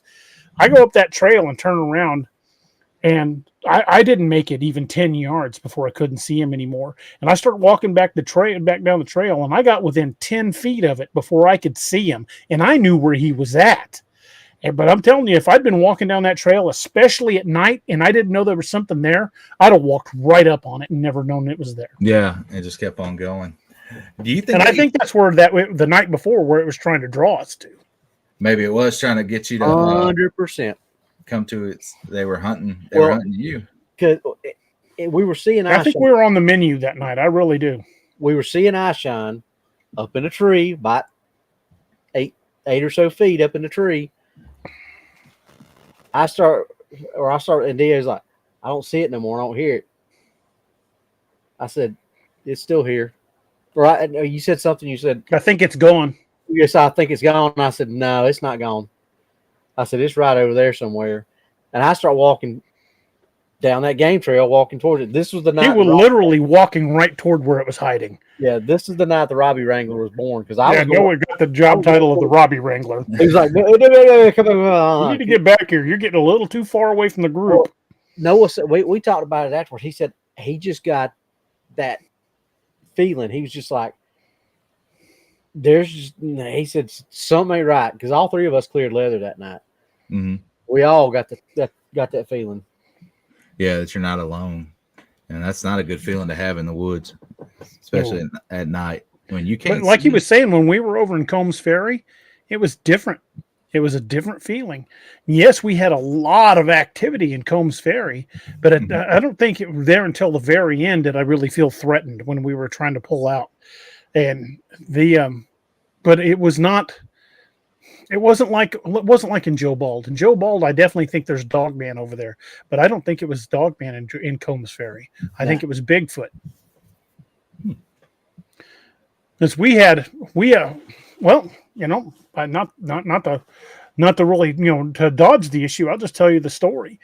Combs Ferry, there's been a number of abandoned campgrounds on the lakes here in Missouri, and we started investigating, wondering why. Combs Ferry is one of those ones we can find nothing on why the Army Corps of Engineers shut it down. Camping grounds on Long Table Rock Lake, it's a tourist destination. Camping grounds are at a premium on that lake. People are always looking for them during the season, and sometimes there's a waiting list just to get a good campground. So it made no sense why the Army Corps of Engineers would start shutting down good campgrounds. Right. With Joe Bald, we found at least 8 disappearances associated either in or right there at the Joe Bald campground. Combs Ferry, we couldn't find that. Joe Bald, they just let nature take it. It's overgrown. You can still drive back in there. The roads are still more or less there. They're not in great shape, but they're still there. You can drive all the way back into Joe Bald. And a lot of those campgrounds and campsites in Joe Bald look like you could go in there with some trimmers, a lawnmower and a wood chipper and clean it up and start camping there. A lot of them are in still great shape. Go over to Combs Ferry, though, it's different. Combs Ferry is not only does the entire area look like it had a nuclear bomb dropped on it, every one of the campsites are just absolutely destroyed. Army Corps of Engineers went so far as to bulldoze off the entrance to keep people out. And you said they had a lot of missing people there? With Joe Bald, we could find nothing on Combs Ferry. Still can't. They just shut it down.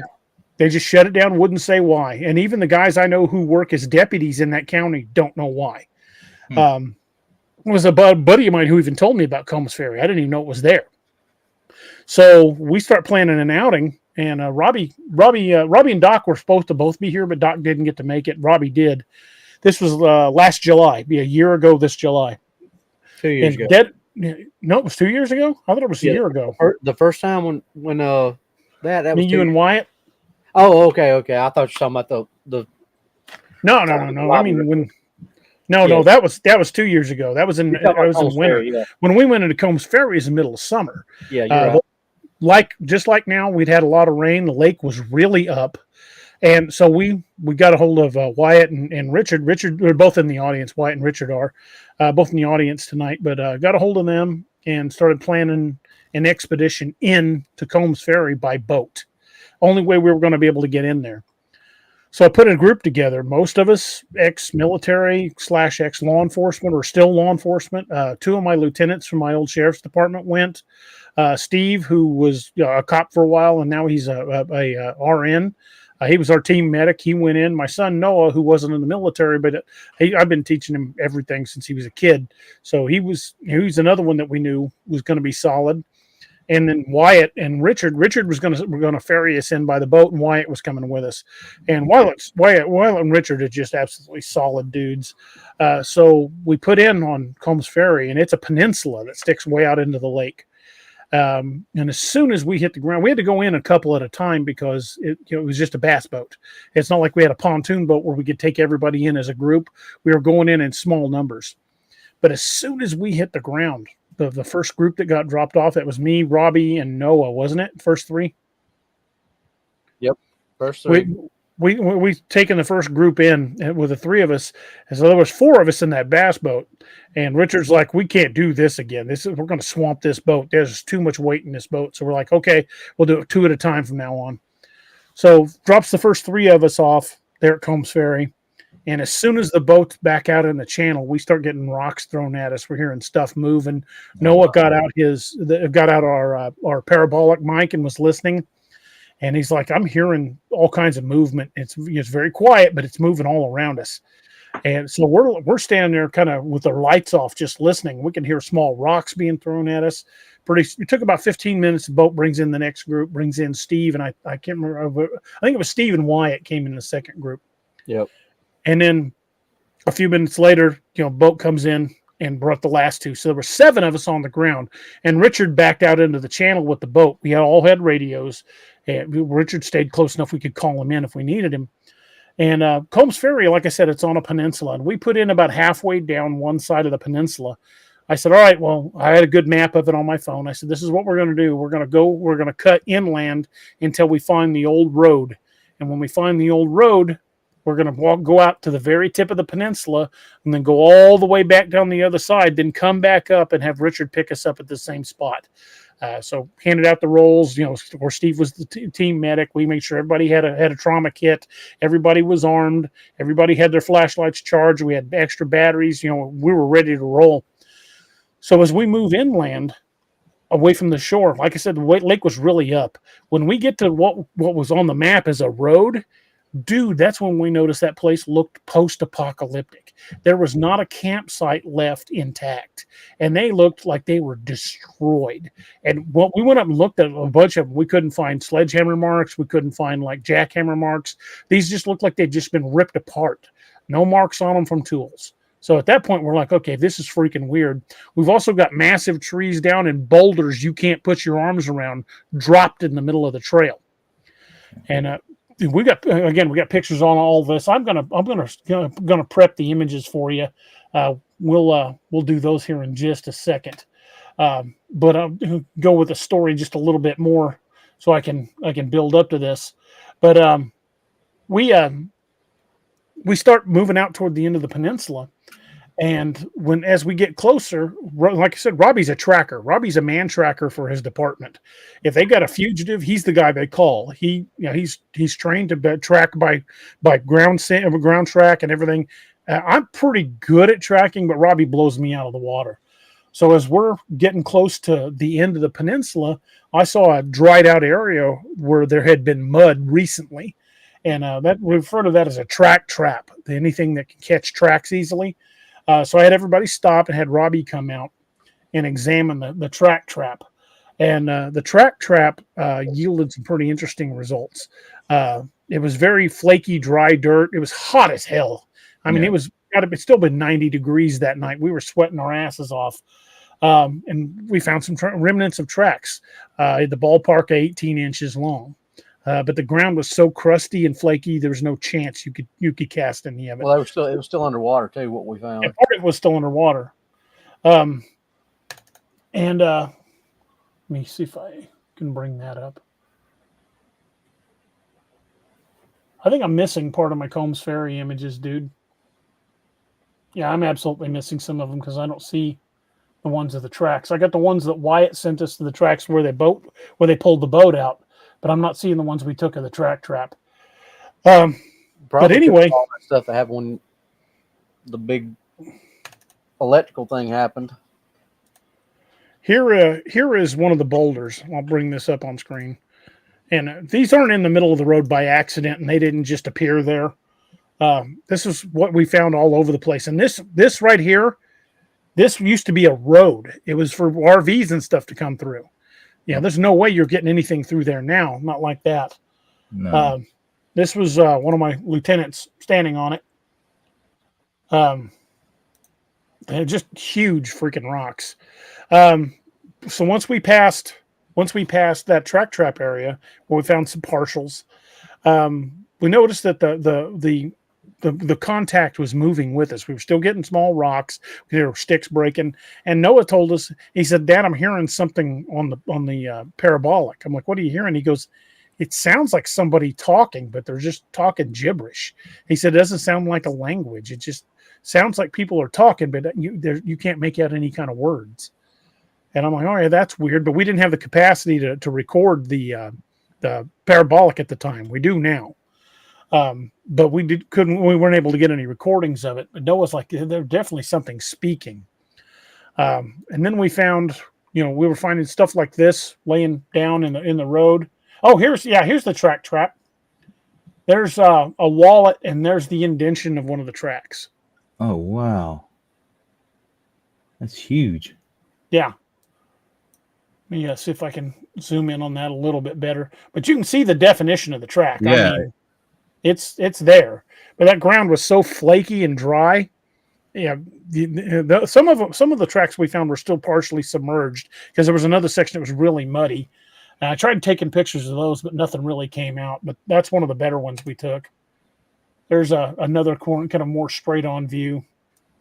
You can see where the lights pointed, where you can see what the disturbance of the track. Yeah. And another partial over here. But the track trap was just so dry. You can see how cracked and brittle it is. We weren't going to be able to cast anything. There's another view of a partial next to a cell phone right there. But so we start on down the trail, and that's when Steve started saying, "Hey, my leg kind of hurts." I'm like, "You okay?" Come to find out later that when we first jumped off the boat onto the shore, Steve had actually broken one of his legs. He cracked a bone in his lower leg, and it didn't start really hurting him until we were pretty far into the park. Nope, that's too far. Anyway, oops. Hold on, I hit the wrong button. I almost ended the stream. Oh. But we move a little farther, and Robbie, who was it that found the destroyed campsite? I think I want to say Jenkins found it. You talking about The top. Yeah, I think Jenkins found that. Okay. I wasn't 100% sure who it was that actually found it, but I got a picture of you standing on it. Well, the one during the day of me standing on it. Yeah, that's probably why it's not in this file. Yeah, we didn't take a picture of it that night because we were too concerned on the other things we took pictures of. The picture of me standing on it is the one Wyatt took when me, you, and Doc and that's right. Noah went back over there with Wyatt. So a little farther past that track trap, I think it was Jenkins that found it. We found the top of one of those concrete picnic tables. It's like 6 or 8 inches thick, about 6 feet wide by about 12 feet long. Probably weighed upward of 2,000 pounds, and it had been pulled off of one of those tables and thrown in the middle of the trail, and it was intact. God. But I did get a picture of the where it had been torn off of, and this This is what was left. And you know what those concrete campsites, those concrete picnic tables and stuff look like? How Yeah. thick they are? Yeah, Yeah. this is it. Good God. Just absolutely destroyed. Like they went on a tantrum. Yeah. Yeah, humans aren't doing that. Yeah. So we check that out, and at this point, when we're getting there, we're really noticing, we're hearing, we can even hear like ourselves. We hear like a gibbering sound in the woods, and several of us saw like dark shapes walking between trees. And the woods in this place are just so freaking thick. You can't even see, you're on a peninsula, and when you're in the middle of it, you can't see the lake. You are surrounded by deep water, and once you're more than 10 yards from the shore, you can't see the water anymore. Right. It is that thick. So we move a little farther, and I decided that I got the bright idea that I was going to turn off my headlamp. So I turned my headlamp off, and I walked about 10 yards up ahead of everybody else. Well, I just want my vision to kind of get used to the darkness again. And I was just listening. I wasn't far away. I was just, maybe 30 feet away from everybody, had my headlamp on. We're kind of moving slowly up the trail. And that's when Robbie and Wyatt found something. And Robbie's like, "Hey, DA, I think you're going to want to get back here." I'm like, "What's going on?" He just says, "Come take a look." And, well, let me bring this up. We get back, and Robbie's the one that first brought my attention to it. So Robbie, I'll let you tell this bit. So, like DA said, he was up front. I think Jenkins and all them were up there. Well, White and I were just standing, or we were just kind of at the back of the line, and we were walking along, just kind of talking quietly, just looking around, listening. We had our headlamps off too. White's to my left, so I'm looking at him. I'm looking to my left, and as I'm talking to him, I saw something that just didn't look right in the tree. It didn't look like tree shaped. I was like, "Hold on a second, White." I said, "Watch your eyes."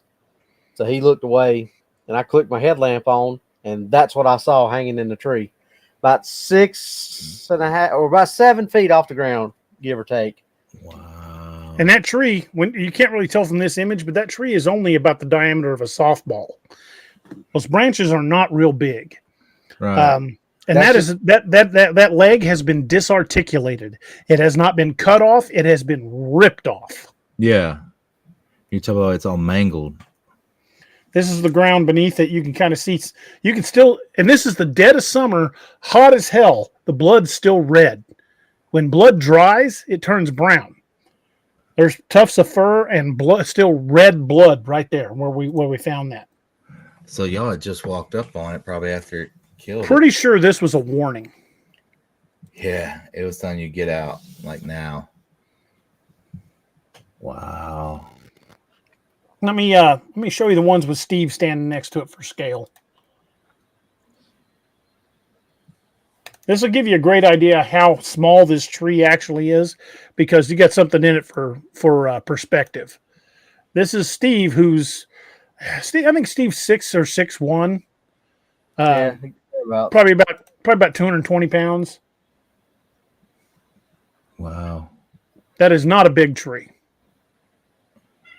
That's right there. Yeah. And you can still see, some of the blood on the skin. Yeah. This is the lower part of the leg and a big chunk of the hide, like all the way up past the shoulder. That leg has been torn off, like twisted off at the joint. Still had jagged bones sticking out. Yeah, it wanted you to see it. Like it wanted you to find it. Well, we're pretty sure this was a territorial warning. Yeah, it was. Wow. So it gets better. So we document this. We take lots of pictures. Again, we're starting to notice the activities picking up around us.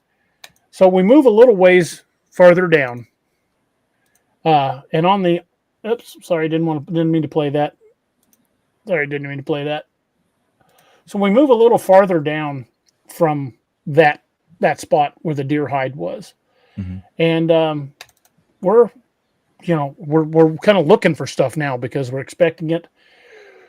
Lo and behold, what do we see on the other side, the opposite side of the trail from where the deer leg was? We see this. It's maybe 15 yards away, and that's a sapling. It's a tiny tree, maybe the diameter of a quarter. That fish head has not been cut off. It's been torn off, and it's stuck in a sapling at head level. Wow. Here's a little bit better picture of it. It's still pretty fresh. Yeah, the eyes are missing, but it hadn't gotten it didn't stink. And when I poked it, it was still kind of soft. Yeah. So it hadn't been there very long either. Well, after we get past this point is when the activity really started picking up. And at this point, I'm fairly certain that we've just crossed the territorial marker. Right. We are now being told we are not welcome here. Steve starts saying, "Hey, my leg is starting to kill me." So we put Steve in the center of the group, and I got Estrella over there, and we pulled this up. This is a map. I think the other one's a little bit better. Hold on. Oh yeah, this is a little bit more. It's not the whole park, but this is the screen cap. We put in about here. Mm-hmm. And we went ashore, went back to this road, then walked down. The track trap was about up here somewhere. Right. And then we came back down. About over in here was where the uprooted tabletop was. And then about in here was where the deer carcass was, the deer leg and the fish head was. It wasn't very long after that Steve was saying, "Hey guys, my leg is killing me." So Estrella and I pull this up, and we're looking at this map. And him and I are talking about it, and he's a combat veteran, so he's pretty cool under fire. He's like, "Yeah, we got a long way to go." By the time we walked all the way down to the far end of the peninsula, way down here, and then came back up the other side to where we put in, it was probably another mile and a half. What do you think, Robbie? About that? Sound about right? About right. So Estrella brings it up on his phone. He's like zooming in. He said, "I think I've got something." I said, "What do you got?" Down here off this part of the map, down about here was an old boat ramp. It was in bad shape, but it was still there. It was concrete, busted up concrete, not really used anymore. But there's an old boat, the remnants of an old boat ramp there. He said, "What about here?" And I asked Steve. I said, "Hey, Steve, do you think you can make it?" I said, "How far do you think it is?" And Estrella says, "Probably still 200 to 300 yards, maybe farther." And Steve says, "Well, I'm not gonna make one of you guys carry me. I'll get there." So we change our position. Okay, we're not gonna go all the way around the peninsula. We're heading for the boat ramp now. So I get on the radio and I get a hold of Richard, and I'm like, "Hey, can you meet us at the old boat ramp?" He said, "Yeah, I'll have to come around the peninsula." I said, "Well, don't come to shore. We'll let you know when we're there. Just wait for us in the channel." So Richard heads around the lake, and like I said, we've still got a way to go. And he's on the other side of the peninsula, so it's not like it's just a quick run for him. He's got to go all the way out past the tip of the peninsula, then all the way back down it on the other side. So it's going to take him a few minutes to get there. So we continue on. We find the little bulldozed off area where the low rock wall is, where they bulldozed it off. We climb over that and head over to the boat ramp. And as we're getting closer to the boat ramp, again, activity is still picking up like crazy. And after we pass those territorial markers, we're getting more rocks thrown at us. We're hearing hoops. We're hearing calls. We're hearing sticks breaking. Hearing things pacing us in the trees. And at this point, we're all starting to get nervous. There's 7 of us, and we're all armed. We're starting to get nervous. Nobody's drawn a weapon yet, but we are starting to get really freaking nervous. So we get over to the boat ramp, and I signaled Richard that we were there, and I hear the boat start coming in because he'd beat us over there, but he was about 40 yards offshore. So he comes in right up to the boat ramp, and I said, "All right, Steve and Lieutenant Jenkins, will you go with Steve? Get him out of here. He's hurt. Let's get him across the lake and back over to the vehicles." And Richard said, "Okay, but it's going to be longer. I've got to go all the way past the peninsula and then across the lake to where the vehicles are." I said, "It's fine. We'll hold." First 2 leave, and now it's 5 of us on the ground. Okay, it's me, Robbie, Noah, Estrella, and Wyatt. And at that point, they started coming closer. Since there's now 5 of us, these things are getting braver. They are coming right up to around us in the woods, and we got trees surrounding us on both sides. The only open area is on that boat ramp and the little parking area. So we're trying to stay in the open so we can see anything if it gets too close. But they're coming close. A very tense 20-25 minutes pass when the boat comes back around, and I said, "All right, Estrella, you and Wyatt." Take the next boat and go. Richard loads him up, backs out into the channel. He is no sooner clear, and it's just the 3 of us, me, Noah, and Robbie, and we got like small rocks landing at our feet now, like coming all around us, and the boat's heading out. I'm like, we probably got 30 minutes till he gets back.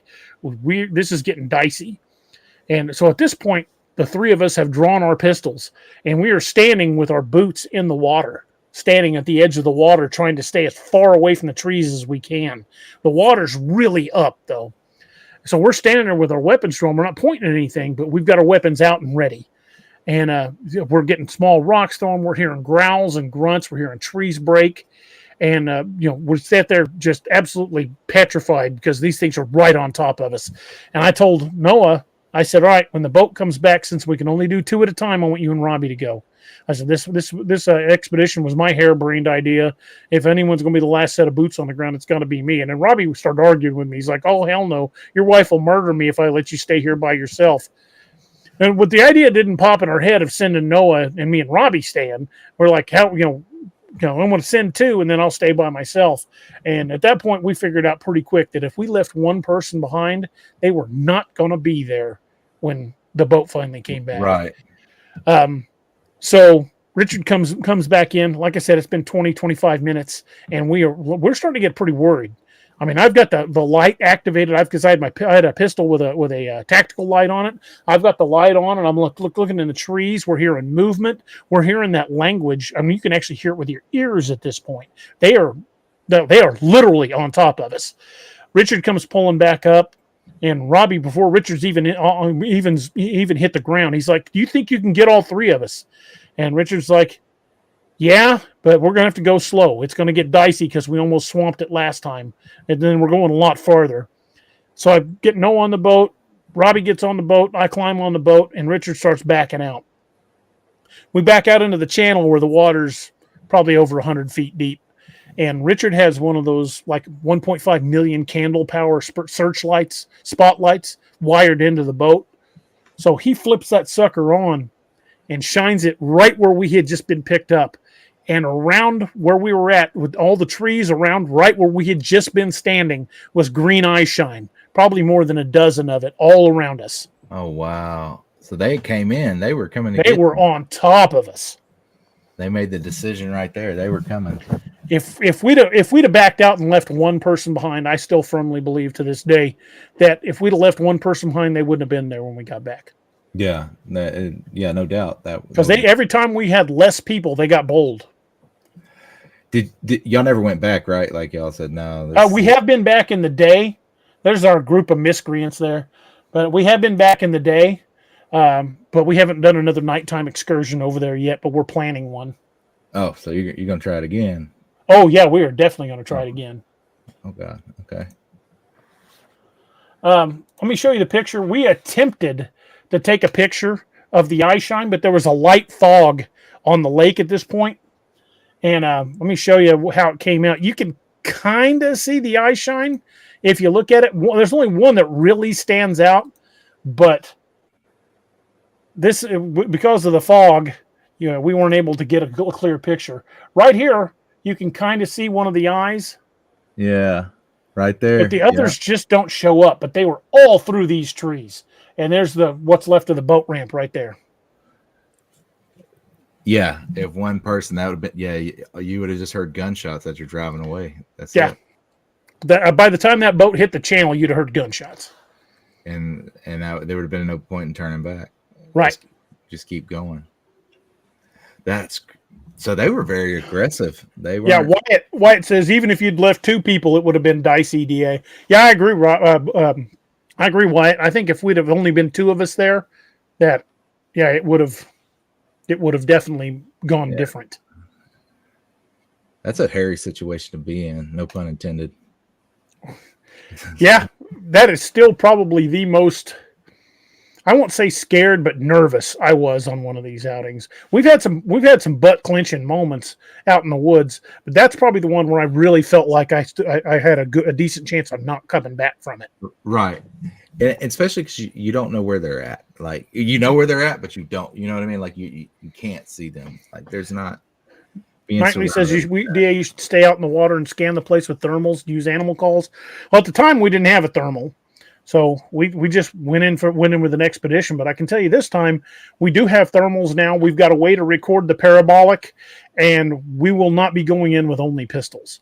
When we go back in, every one of us are going to be heavily armed. Yeah, I definitely would for sure. So Mara Rod says, nope, I'm going swimming if needed. Well, the problem was I was carrying so much equipment. All three of us were carrying so much equipment. If we'd have went in the water, it would have dragged us to the bottom. We were all carrying backpacks and had camera equipment and plenty of pew-pews with extra freedom seeds. And we had enough weight, it would have dragged us down. So you're going to go in with the bigger boat too, right? Or that way, if you got emergency, we're working on trying to secure a pontoon boat. Okay. And if we can get a pontoon, we can take the group in all at once and extract. And I think what we're going to do this next time is, now that we know the area better, we're probably going to put in at the boat launch and go all the way to the base of the peninsula, then come up the other side and then come back down to the boat launch. We were there 3 or 4 hours before things started getting ugly. I would like to go in, like, if we do it in the summertime, my plan is to go in shortly after dusk, and I don't want to pull out until morning. I want to spend the entire night on that peninsula. All right. Was it a full moon or anything, or just a normal night? No, just a normal night. Very humid and hot. I know, and another reason we kept turning our headlamps off is because every time you turned them on, there was just this freaking cloud of bugs around you. Missouri Ozarks in the summertime, there were bugs everywhere. I probably got my fill of protein that night just inhaling bugs. Yeah, that's definitely true. Yeah, man, that's intense. That's an intense situation to be in, especially. Well, after we got out of there, we're heading home. I got text from Wyatt. Him and Richard, they went to a different spot to pull the boat out after they dropped us off, and this is what they found next to where the boat was parked. And this is all pretty thick gravel. There were no other vehicles there. Theirs was the only vehicle. There's his wallet next to it. That's a deep impression in gravel. So they followed them. Yep, they followed them back to their vehicle. Wow. To see if they were leaving. They're very intelligent. Yes, they are. Very intelligent creatures. They're not dumb. And that one eye shine right there. I wish that we didn't have that fog and we could have got all of the eye shine, because dude, it was like that, something out of The Hills Have Eyes, or the last couple minutes of that. What was that movie? Abominable. The Abominable, where they're like shining the lights. You see all the eye shine in the woods. It was like that. I was like, holy shit. But I mean, it's always like when you try to take a picture, you get a good picture. It's foggy. The camera gets distorted. It's something usually happens when it comes. We've had batteries go dead unexplainably too. It's almost like they can control it almost. It's but I guess it's that argument. Are they interdimensional? Do they, are they flesh and blood? Are they not? I guess it just depends on which side of the spectrum you believe on, really, with Bigfoot. I can't explain why equipment goes dead. I had a thermal camera prior to this, and when we went into Joe Bald, the batteries in it exploded, and I had just replaced the batteries. It completely killed my thermal camera. Battery acid all over the place, and I would literally put those batteries in it brand new out of the package an hour before that. So I lost my thermal long before we went on there. But I've had batteries. I've had Robbie. We went into to Joe Bald, and his cell phone was at 96 or 97%, and 15-20 minutes later, he's like at 12%. He was getting a low battery warning. See, so I wonder. See, and it's usually right. Like it's weird, right, with them. And another thing is usually when people see them, they freeze up too. It's they lock up. Like You read a lot of encounters, you hear about them, people they lock up, they don't know what's going on. It's just they're lost. I guess it's that primal fear, but that still doesn't explain why we're losing electronics. But it's thank you to everybody that just sponsored the channel. Northwood says, DA, if you get a pontoon boat, you need to have a heavy weapon mounted on it. I think if we do the pontoon thing, we've got enough large ordnance that whoever stays behind on the boat is going to be able to provide significant cover fire should we need to extract quickly. That's pretty good. That's a good thing to have.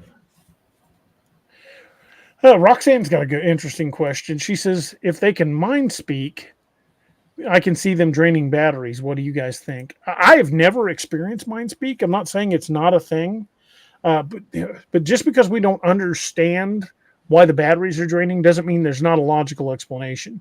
It might have something to do with the infrasound. Mm-hmm. Yeah.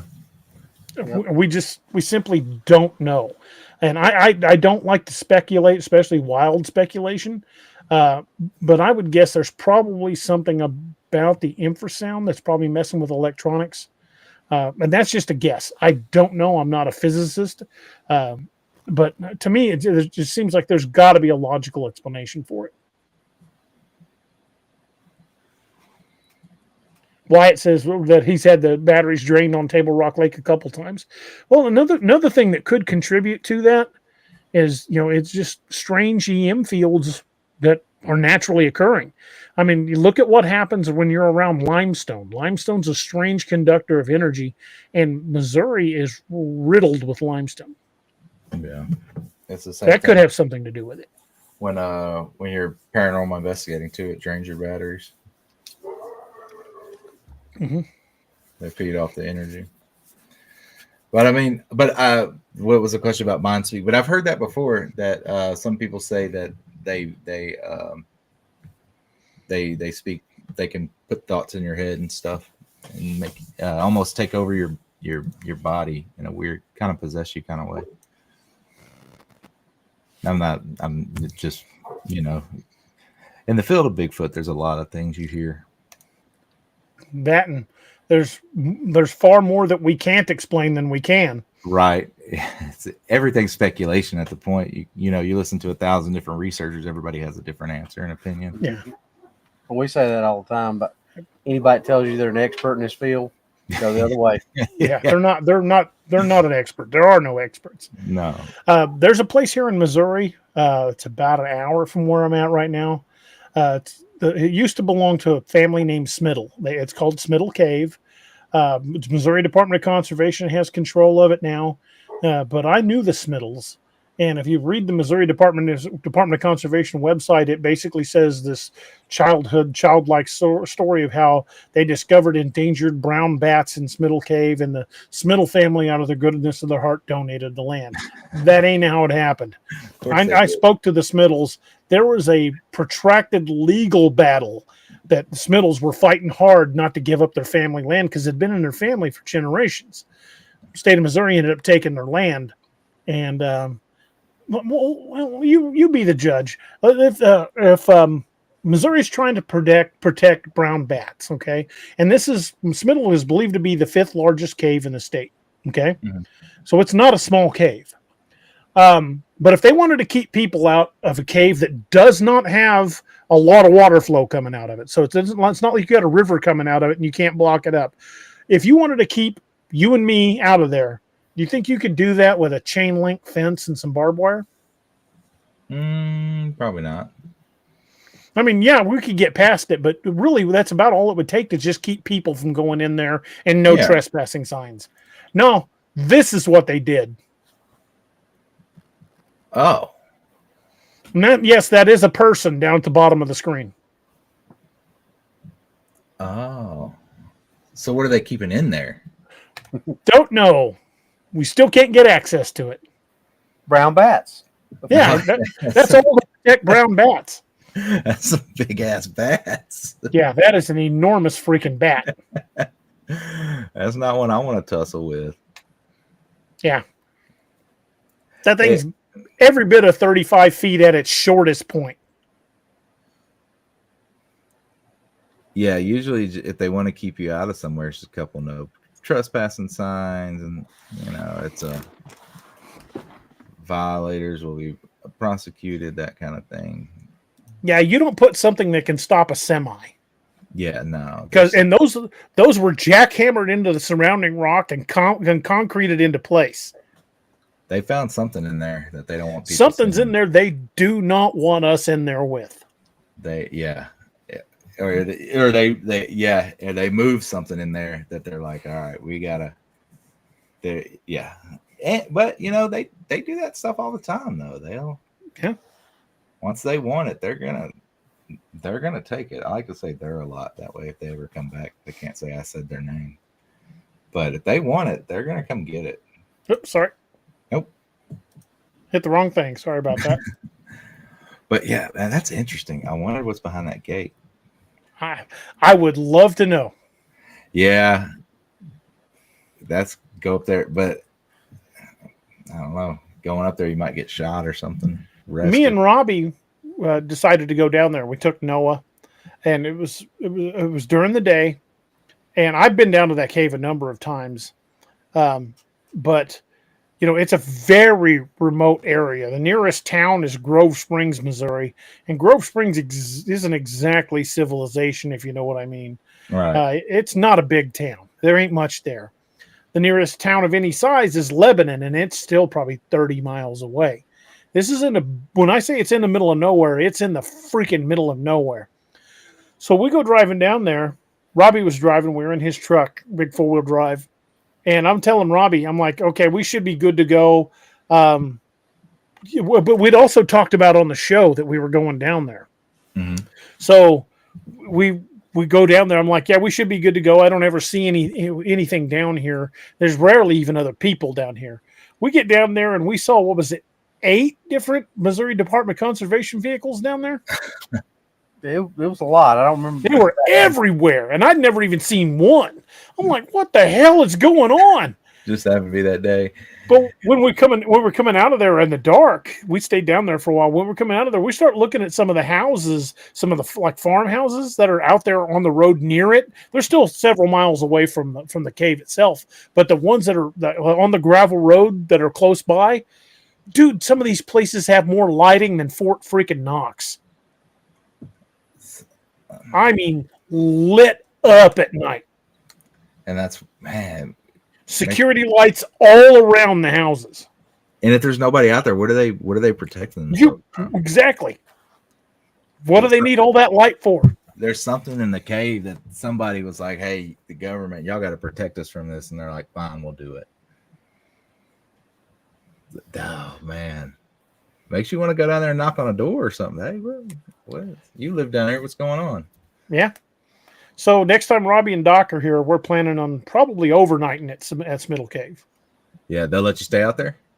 There's a campground out there. It's rarely used, but there is one. Make sure you bring lights. We're going to bring lights and, light them up kind of things. And yeah. Make sure you got all the good stuff. That's crazy. You're probably going to hear all kinds of weird stuff coming out of that cave. I wonder what it is. Man, that's got me wondering. But, they say there's a cave in, I want to say it's in West Virginia. And underground, there's a whole city. And they got a list with people on it. It's a Patriots list. And if they ever come knocking, if you're on that list, they're going to come get you first. Don't want to get too deep into it. But, yeah, I'm right there. I'm probably on about a dozen lists. yeah. Just a guy who says, DA, do we have any other reports of similar structure by caves? Yes. There's several stories of caves like that have been completely walled off, way more than you needed just to simply keep people out.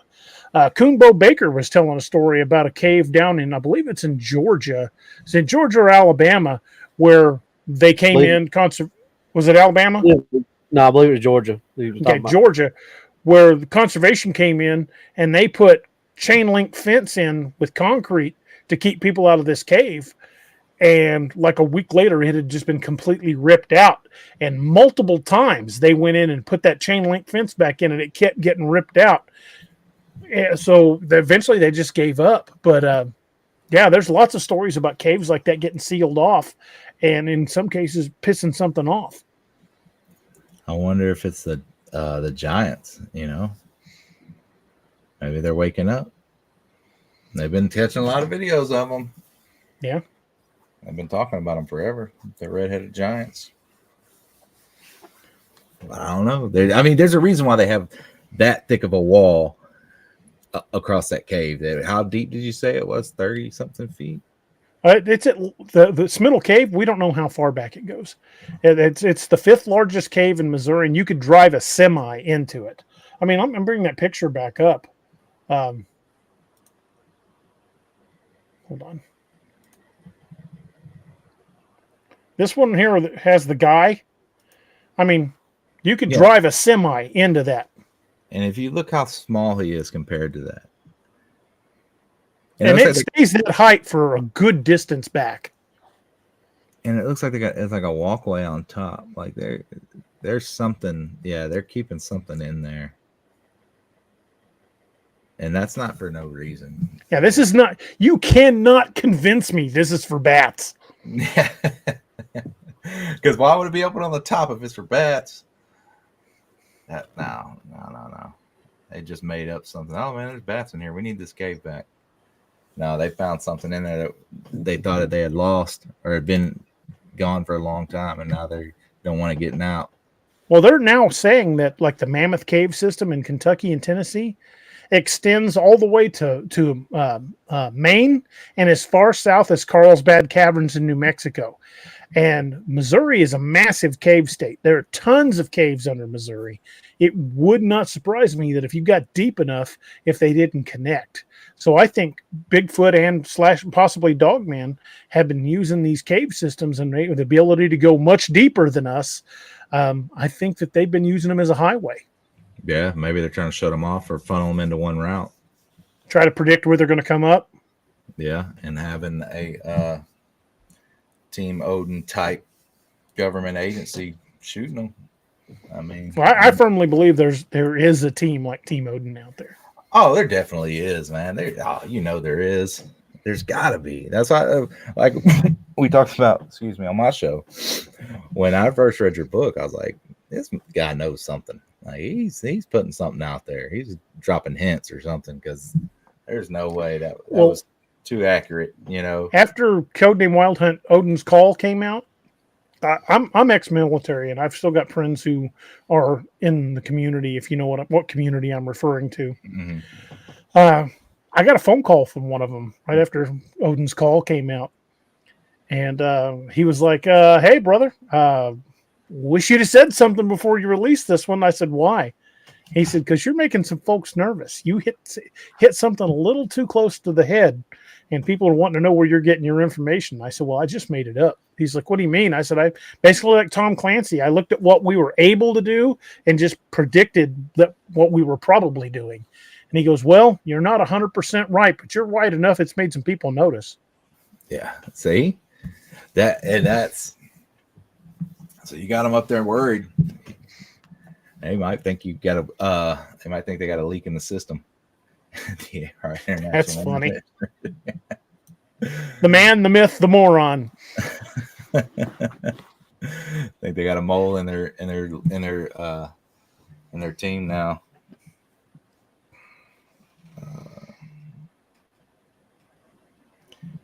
And for the next book, next Wild Hunt book, it's going to take place underwater. And I created, I can't say I created. I took modern existing technology that I know we actually have, and I combined it in a new way to create something I call the DS Racks. And I don't want to go into a whole lot of detail on that because I want it to be a surprise. But when I sent that information to the same buddy, I said, "How far-fetched is this?" And he got back with me pretty quick. He's like, "Not as far-fetched as you would think." He's like, "I can't tell you I can't tell you the details. He said, but we've been doing something like this for a while. You know, the military, they got a lot of stuff that they're far advanced in, and and everybody knows SF gets it first, and then they pass it down to the regular military after that. But they got some stuff out there that I believe that they're way more advanced than what they portray. Well, like for years, if you asked like a Navy recruiter or somebody and ask them how deep a Los Angeles class attack submarine could dive, they'll say, I can't tell you, but I can tell you that it's in excess of 200 feet. Like, yeah, well, no shit. A guy with a scuba tank can go damn near that deep. But so then I started, because it's a very closely guarded secret on how deep our subs can actually go. But then I started doing research on Russian subs, and those aren't classified because those aren't ours. And then I started finding information on certain Russian subs that were capable of going in excess of 3,000 meters. I'm like, well, if the Russians can do it, you can bet your ass we can too. Oh, you know, we're always in competition with them. There was a couple of different Russian subs. One of them, a missile boat that could routinely patrol at below 3,000 meters. Golly. That's deep. That's deep. Yeah, that's way down there. They're fighting that far down. So if the Russians can do it, it's not a big stretch of the imagination to imagine our Navy's capable of something very similar, if not better, because our technology is really good. I'd probably say better. Yeah, probably a lot better. That it's just like what do we sell them? What country they were arguing about? Oh, we sold them some of our jets. And somebody was arguing, oh, you know, they got our technology. No, we sold them stripped down jets to where it's not nearly as powerful as ours. Yeah, we stripped the avionics out of it, the control systems. We sold them Hulks, basically. Yeah. We sold them. Yeah, they're not. No, they don't do anything that our jets do. Cajun Dog says, what's that in feet or yards? Well, 3,000 meters. A meter is just a little more than a yard. So you're probably looking in the ballpark between 9,000 to 10,000 feet. That's a long ways down. That is a long ways down. What are you looking for down there? The Kraken? Probably. Or Atlantis. Meg. Yeah. One of them. Yeah. Oh, yeah, the Meg. Well, boys, we're probably going to have to do a part 2 of this because we're after the 2-hour mark, and this is usually where we start wrapping things up. But I'm thoroughly enjoying the conversation. We should probably, maybe we should get you back on and talk about Atlantis. Oh, because some of the most recent discoveries, I think they found it, and I think I know where it's at. Okay, let's do it. Yeah, I'm down. We kind of hit it one night and brought up Google Maps and was backing it up. We talked about it for about 45 minutes one night, but I'd like to do a deep dive on Atlantis. Yeah, pun intended. Yeah, pun intended. But yeah, we definitely need to have you back on and do a part 2 of this one because, brother, I've had a ball and 2 hours just flew by. It did. I had a good time. It was awesome talking to y'all. Yeah, I had a great time. Hey, before we start winding things up, tell us about your channel. Tell us about everything, where they can find you. You guys will, one of the mods, if you guys have put up I'll just do it. I'll put up the links. Once again, yeah, it's Highway of the Hidden. You can find me on YouTube, Apple, Spotify, anywhere you listen to podcasts. If you want to be on the show, shoot me an email. My email address is polarbearhoth@gmail.com, or you can DM me on TikTok, Instagram, polarbearhoth, or you could just hit me up on Facebook. It's be Brett Sturdivant or Highway of the Hidden Facebook page, and I'll get back with you. I welcome anybody on the show. So if you want to come on, you see how I interview. It's real laid back, relaxed, and yeah, I'd love to have you all on. And Robbie, I'm gonna get with you too about coming on my show if you don't mind. Yeah, let me know. Yeah, it's great meeting you, and DA, it was great talking to you again, brother. And we need to do it again soon. Oh yeah, just let me know. yeah, I'm going out of town tomorrow, so I should be back next week, so we'll be able to come back on after that for sure. Cool. Just a guy says, DA, whatever happened to the 50th episode with Old Line Cryptids? Okay, that was entirely my fault. It wasn't this Tuesday, it's this coming Tuesday. I had the date wrong. So not quite a week from tonight, a week from last night will be the 50th episode, and Robbie and I will be on then. So that was my bad. I'm the one that just got the date wrong. Oh, I was right there with you. I thought it was yesterday. I thought it was. I was dying. I would have firmly believed it was this week. And when Annette looked it up, because Annette keeps track of my bookings, and I said, "Hey, I got a show tonight." She goes, "No, you don't." I'm like, "What?" Yeah, so she pointed it out, and she's like, "No, you had the wrong day." I'm like, "God dang it!" But I do that. So, hey, it happens. I'm old. But Brett, brother, appreciate you coming on. We are definitely going to do this again. Folks, don't forget to check out our affiliates. Check out the good folks over at Dark Angel Medical for all your medical needs. I carry a Dark Angel kit literally everywhere I go because the time chooses you. You never know when you're going to need a top-rate med kit, and those are the best of the business. Check out darkangelmedical.com. Use discount code CRYPTID20 for 20% off your entire order. Also, check out the good folks over at Sigwo Arms. For all of you folks who are fans of the Wild Hunt series, Sigwo does custom gun work, and they are going to be introducing a line of themed AR uppers and lowers based on the Wild Hunt books. They're already in the process of building mine, and I should have it to show off hopefully quite soon. So check out the folks over at sigwoarms.com and tell Cody I sent you, and we're going to have a discount code from Sigwo coming up probably in the next week or so. They're working on getting it all set up for us. But, definitely check out Sigwo. Check out the good folks over at Scallywag Tactical, and because they got some awesome blades, and, you can't go wrong with a good knife. So check those folks out. Use discount code DARoberts10 at Scallywag Tactical for 10% off your entire order. So let them know. Those are all veteran or first responder owned companies, and show them some love because we owe our veterans everything. And that is the perfect segue into how I like to close out the show. Folks, remember the 22 a day foundation. We lose 22 veterans a day to suicide, and that is 22 too many. If you look on my Facebook, I just posted something about that. It's got the hotline. If you are a veteran or a first responder and you need somebody to talk to, call that number. If you don't want to talk to call that number and you don't have anybody else, reach out to one of us. I would rather hear your story than read your obituary. We lose 22 veterans a day, and that is 22 too many. So reach out to your friends and family that are first responders or veterans or active duty in any capacity. Let them know you think about them. Let them know you care, because you never know that 2 a.m. "Hey fucker, are you awake?" text is what keeps somebody off the edge for the day. And I've made that text, and I've received that text. So just remember, there are folks out there who do care.